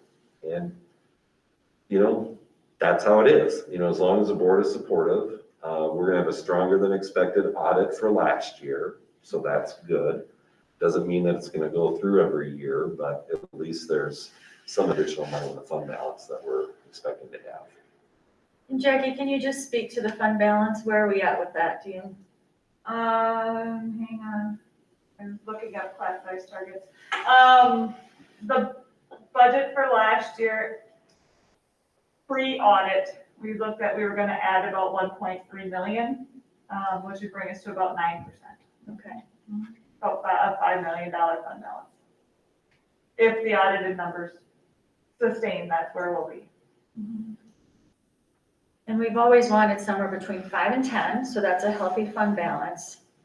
And we've got a significant serious problem here. Is this a voted on matter tonight, or are we just starting discussions on this? My preference would be if that's the consensus of the group, and I'm feeling that it probably is, and I don't want to speak on everyone's behalf, that I would ask George then to come up with a plan. If we do Burnside, that's an easy one. We had a teacher. But George would need to come up with a plan for second semester on what kinds of teachers we would hire. Maybe we don't need a math teacher, maybe we need 2 English teachers or something like that. And then we would come back to the board with a request to hire those teachers just for second semester, with the understanding that our budget reduction target would need to be reduced accordingly. Okay. Now, in the meantime, Jackie is very good at working with the ESSER fund application. I'm not saying we wouldn't use any of it, but I don't want to promise that we can use much of it towards this. So I just want to lay it out there so we're all kind of on the same page. But George and I can certainly come up with that plan. Did we foresee this happening when we cut all those teachers, or did we just cut because we had to cut to balance the budget? Well, obviously, we knew class sizes would go up. Yep. There's no question about that. The challenging circumstance here is that we're also changing schedules. We really had no idea how many kids would go to another district because of the mask requirement or not. We didn't know how many would take 5RO or not. We didn't know how many kids would take study halls. Not as many kids took study halls as we thought. It's less than half. And that's good. Our kids and parents want to take classes. That's a good thing for us. But all those things were unknown. Yep. So I think they came in higher than what George and I both thought. But at the same time, we've always been looking at averages, and there are some classes where, it's a lower number, and, there are classes with higher numbers. So it's going to come down to what the board, wants us to do. So when you were talking about paying teachers overloads to have them work through their prep and not have a prep period, why is that the choice versus taking their study hall? Do you know what I mean? Like, especially maybe I'm missing a piece of this, but I'm thinking if there's, one section of English that's too big and there's one section of math that's too big, you're not going to get a teacher who's qualified to teach high school math and high school English, but you could get a teacher who could run study hall. Do you know what I'm saying? To pull the study hall from those 2 teachers so that they could teach another section of their specialty If there's instead of not- teaching a study hall. Am I missing something? I think we would be overspending on teachers in study halls with that case. I mean, when you have an overload with like 5 classes as a Right. general load, I think the expectation is pretty clear that if you teach one more, it's gonna be a 20% increase in their pay. But really, I mean, for years, that's how we've done it here. Is that They you give taught up your 6 out of prep 7. period. Oh, You okay. give up a prep period in order to have the overload. So, we have teachers who are volunteering to do overloads, with that kind of circumstance, but we still need them to provide supervision or study halls. And we still need that. Yeah. So, and they can get a lot of work done during the study hall too. Obviously they're supervising kids, but they still have time to do that. Depends on the class. Some classes are very needy. Yeah, some are very And some easy. are just, And some you may have 45 kids in a study hall and you're spending all of your time doing it, but. Yeah. You know, The other piece that I would just throw in there is that when we move to 3 elementary schools versus grade centers, it was a lot easier to balance classes in the elementary settings when they were grade centers. It's much different and much more difficult when one school has more kids and the others don't. 19 to 25, that's huge, but you could balance it out more evenly if we still had grade centers. So that's also a part of the mix too. Arlen? I'm trying to put this in perspective. In the end, I'm really not qualified to fix the problem, but I want it fixed. I do have this question though. We got 5 Rivers online. What is this class size in 5 Rivers online?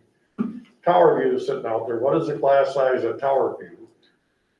I haven't heard anything about Twin Bluff, if they're overloaded or not on class size, but I've heard rumors there might be large classes there, right?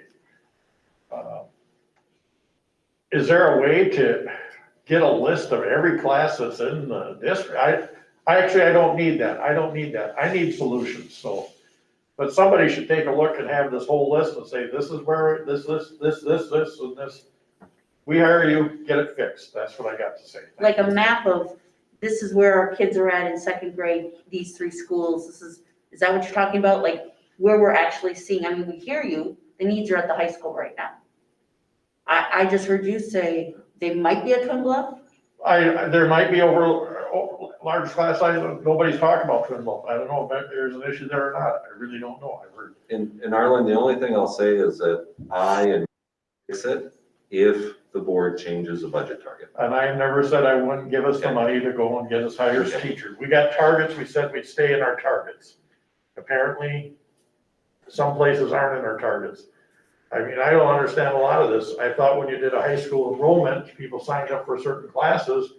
When the class is full, the class is full. There should be a lottery and there should be a means when somebody has to have that class that year and at that time to graduate, they might get a priority. Something seems wrong in the whole system of how it's working. I don't understand it, but I'm hearing, I'm hearing bits and pieces. I'm not hearing the whole story. I'm hearing, oh, there's a class here that's got only 19. There's a class here with 25. Class here with close to 40. We set targets. It's up to the administration to go and figure out those targets and make the system work. When there's a problem, let us know about the problem and say we are going to address the problem and this is how we're going to do it. But to keep kicking it under the rug isn't going to do it. I get it, it's hard to hire teachers, we maybe can't do it till the end of the semester. I understand that. I'd like to see the problem addressed quicker, sooner rather than later. I always also know the shortages and every possible thing, it seems like in employment. I haven't seen an overload of employees for any field right now, really. I'm sure there is somewhere, but when you come and tell me this class is overloaded, this one, we got 13% or 15% overloaded. Nobody said how many classes are got 10 students or 15 students or whatever. I don't know. It doesn't matter if you got classes with that low a number. That's not in our target either. And I know it's very hard to do a high school schedule. But somehow there's got to be an answer to it. And if Five Rivers Online is only running with, I don't even wanna put a number, cause I have no idea I've heard now what the total enrollment is, but I haven't heard what the class size was for specific classes. I also know from budgeting and finance in other years, there used to be a trend. The second semester in the high school was less students. Just because of PSEO and other things, there tended to be a higher percentage of the students in these other programs in the second semester. So maybe that'll take care of itself. Yeah, that's a very good point. I don't need to say, well, fix this classroom, fix that classroom. I want to hear something come back to me as a board member. We acknowledge there's a problem. This is how we intend to pursue and fix it. That's what I want to hear. And I don't think I'm not expecting to hear that tonight because nobody's ready to tell me that. But I expect to hear something soon. Yeah, but I'm gonna push back a little bit because we've been following the budget reduction target set by the school board. That's what we've been doing. There are negative repercussions for every decision that we make.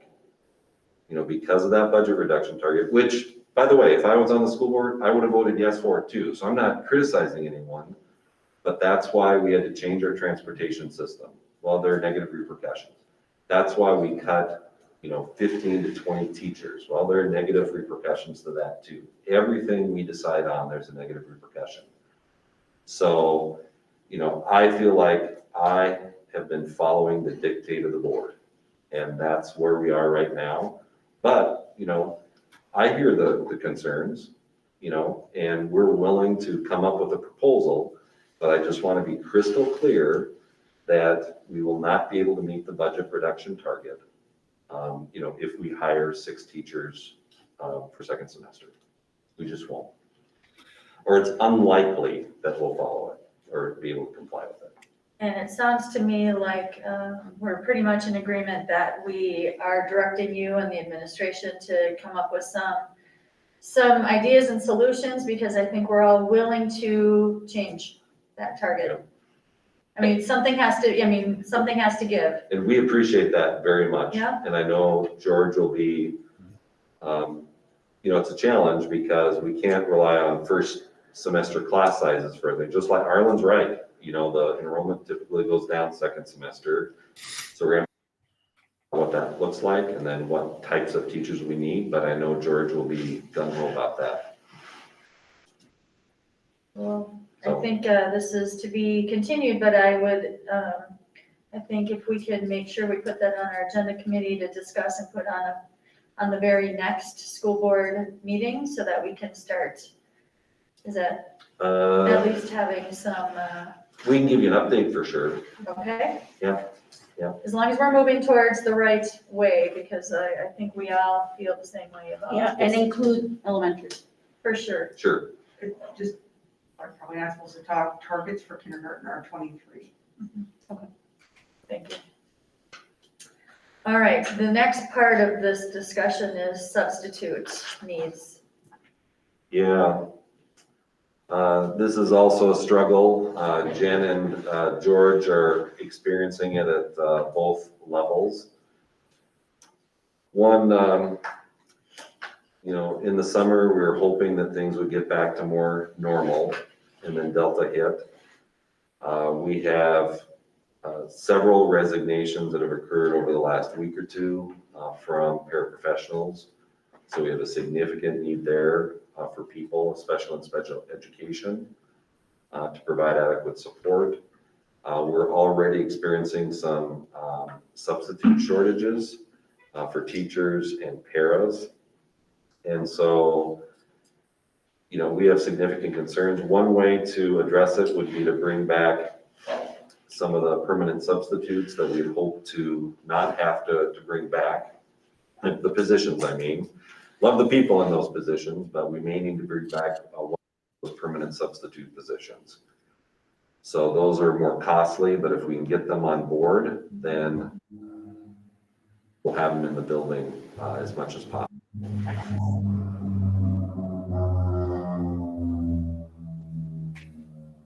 With 3 months ago around why would we cut subs and add a position when we know we're gonna need subs? Oh, you mean as far as the, Safety coordinator. yeah, the safety Yeah. coordinator position. I mean, that to me never made sense in the first place. So now that here we are, we need subs, we're 3 weeks into school, I'm struggling big time with this. Can I add context to that? Yes, please. The sub-budget we cut to add the school safety coordinator was internal. It was teachers subbing on their prep. It was not the budget for substitutes through teachers on call. They are So- separate budgets. So tell me more about how that budget was cut so that we could add this position, but now we need subs. So what's the difference? Well, we would have teachers subbing on their prep then if we can't find a sub. So we've never penalized a teacher for going over that if we can't find a substitute through teachers on call. But didn't we also eliminate a permanent sub at the high school? That was part of the budget reduction. That wasn't part of area. We saved the one permanent sub at the high school. That was not part of that conversation at all. Okay, good. But if are we saying we're not gonna try to have teachers sub then? If we're in a bind, we're going to. Right, so we still have to use that money. Mhm. So, We thought we could, it didn't work out. It was something we're going to try. being in a school, I'm literally, my head does itch, but like, I'm scratching my head, we need subs on the first day of school, like, to me, I'm not so sure that was an intentional statement, that somebody had a good intent behind it, but I'm not sure it was logical or realistic. Yeah, the good intent was we thought we could source some all-time teachers on call. We thought we would have better fill rates. Yeah, that's the real issue right there. And it's not because we're contracted teachers on call, it's because we don't have people applying for jobs and we don't have people applying to be substitutes here. I mean, that's what it comes down to. We had hoped that more people would be sourced through teachers on call, and it's just not happening. Just not happening. Yeah, we're asking teachers to sub on their prep all day long and they're furious. Yeah, I will add that we did switch the elementary and high school schedule, which means we need more subs in the afternoon at the high school because of coaches leaving. We knew that though. We knew that. Yeah, we already knew But that is that. also a factor. You know, in the end, we just don't have enough subs on teachers on call. So I know one thing that Jackie, you know, and George can work on is the approximate allocation of budget. You know, what we currently anticipate would have to be filled internally and what could be filled by teachers on call. So that could change, you know, the budgeting for both of those areas. So that would help.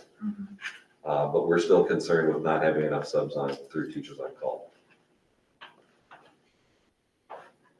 So our thinking is that one or two more permanent subs, one for the elementary, one for the high school, might be the answer.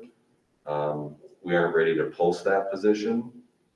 Could be an ESSER 3 funding possibility, which again limits how we spend money elsewhere. But, you know, right now, that's what we're looking at. How does that impact with the safety coordinator that we hired? Can we cut that position to pay for the subs? Well, we can cut we can't cut any, you know, teachers, principals, you know, we are obligated to fulfill the year. You know, that's how it works. Because that's a non-student contact person. Yeah, or it's an at-will employee, Right. you know, because of that. Mhm. I don't recommend that, but yes, the answer is that could help reduce the budget. Yeah. I wish I had better news, but I don't. I wish we weren't even having this conversation. Yeah, neither do I. You know, we can go back, you know, I wish we don't have Delta, I wish we didn't have budget cuts, you know, but this is the circumstance we're in and we're trying to resolve it. So you're working on the resolution. Yeah. This is one more thing we have to solve. It would probably make sense to bring that back at the same time as we bring back the teacher allocations, at least kind of strive for that. We may need to bring the substitute one earlier than that. You know, we'll have to wait and see. See how things progress. So if you know people who are willing to sub, please have them sign up. You know people who want to be special ed paras, please have them sign up. Custodians as well. And custodians, and probably food service workers. You had said that we had recent resignations of paras. Do you know why? Is there anything you can share with us? You know, I've heard bits and pieces from different people, so I'd hesitate to give a broad stroke. At least one has mentioned pay. Others have mentioned better pay elsewhere, which is kind of a slightly different slant on the same thing. I know someone has a 4-year degree and found a position that requires a 4-year degree and they happen to pay more. So it really varies a lot on the person. One person resigned because he or she did not want to wear a mask. So, you know, those are some of the reasons that have been given.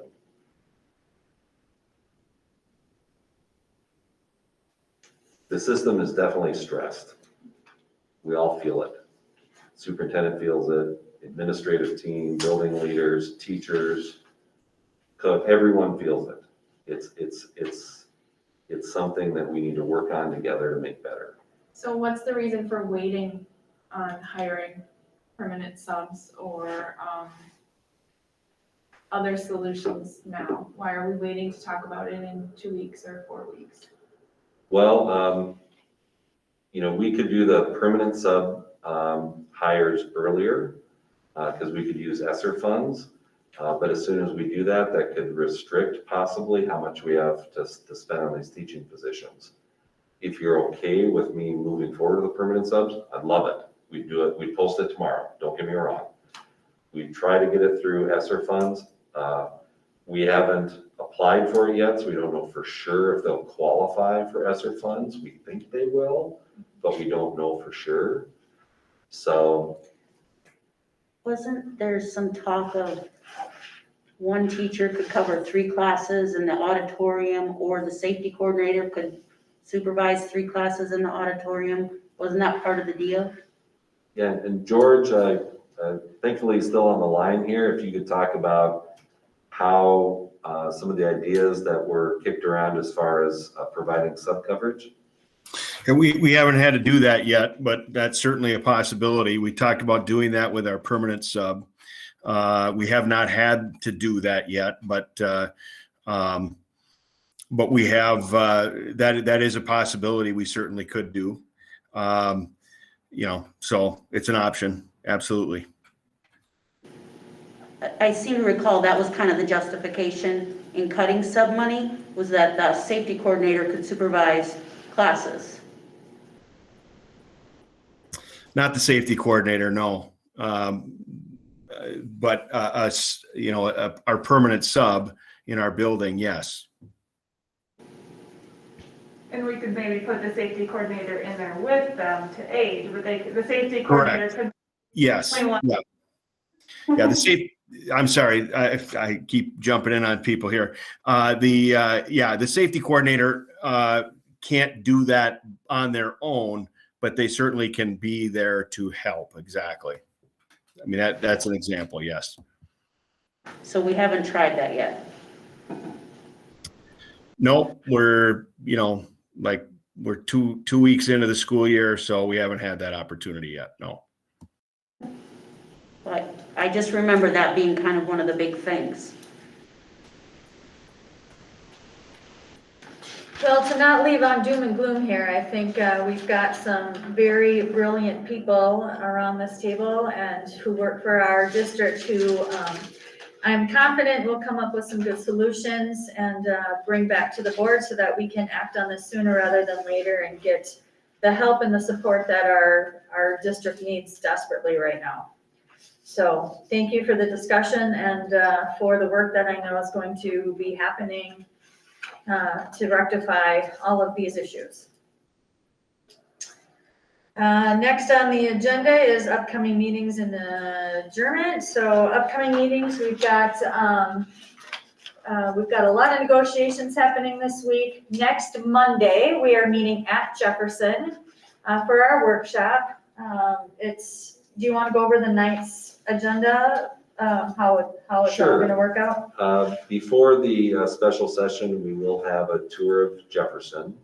and an open forum opportunity. So that's been posted in the newspaper, messages have been sent out to parents. I also sent out emails to many of our community partners, not only asking for feedback, but also letting them know about this meeting. Obviously Jefferson School is near and dear to our hearts, impacts a lot of people, so we want to get a lot of feedback. I've been stressing to people that this is the first opportunity to really start talking about it. We're not going to make a decision that night or anything like that. We're just starting the dialogue. So that's first. Then at 6 o'clock, we have 3 different workshop topics. One is, they're all related to equity. The first one has to do with recruitment and hiring. The next one has to do with curriculum, and then the third topic is staff development. So we have a full evening a week from tonight. And is that 7? The forum is from 6 to 7, and then the workshop at 7, is that correct? Oh, I better double Is check. everything at Jefferson? Everything's at Yeah. We're Jefferson. not coming here for any Correct. part of it. Including the committee meeting that meets Right, before. but yeah. All the committee the committee meeting will be there as well. Yeah, I I don't want to believe, misspeak. I better double check. The open forum is 6 to 6:45, and Okay. that's what it says in the email that you sent. yeah, Okay. and then our Well, then workshop it is is for sure. 7. And when is the building gonna be open for people to walk through it prior to the open forum? What time is it? Yeah, it's on 5:15 to 5:45. 5:45? 5:15 to 5:45, tours will be 5:15 to held. 5:45. And we'd love for as many people as want to tour the building as possible. It's a beautiful place, and stay for the forum and share your viewpoints, and then we'd love to hear from you. Stay for the rest of the meeting too. Stay for the rest of the meeting. We are. Yeah. I did notice that in your board packet, our meeting, all the meetings are still from last school year, so I just sent Lisa a note to update those for us. Our agenda committee, in the beginning of October, we have to switch from, we've been meeting Tuesdays. My work schedule is changing, so we're moving that to Wednesdays. We sent you out a list of those dates moving forward for the end of the year. So that's why you see that change. Any other meetings or upcoming topics anybody would like to highlight? Okay, seeing none, and then I'm looking for a motion to adjourn. So moved. Moved by Holly, do I have a second? Second, I second. Holly and Anna, all those in favor adjourn, say aye. Anyone opposed? We are adjourned, 7:43. Thanks, everybody. We're done. I could join this meeting on the Get one of these, Jeff.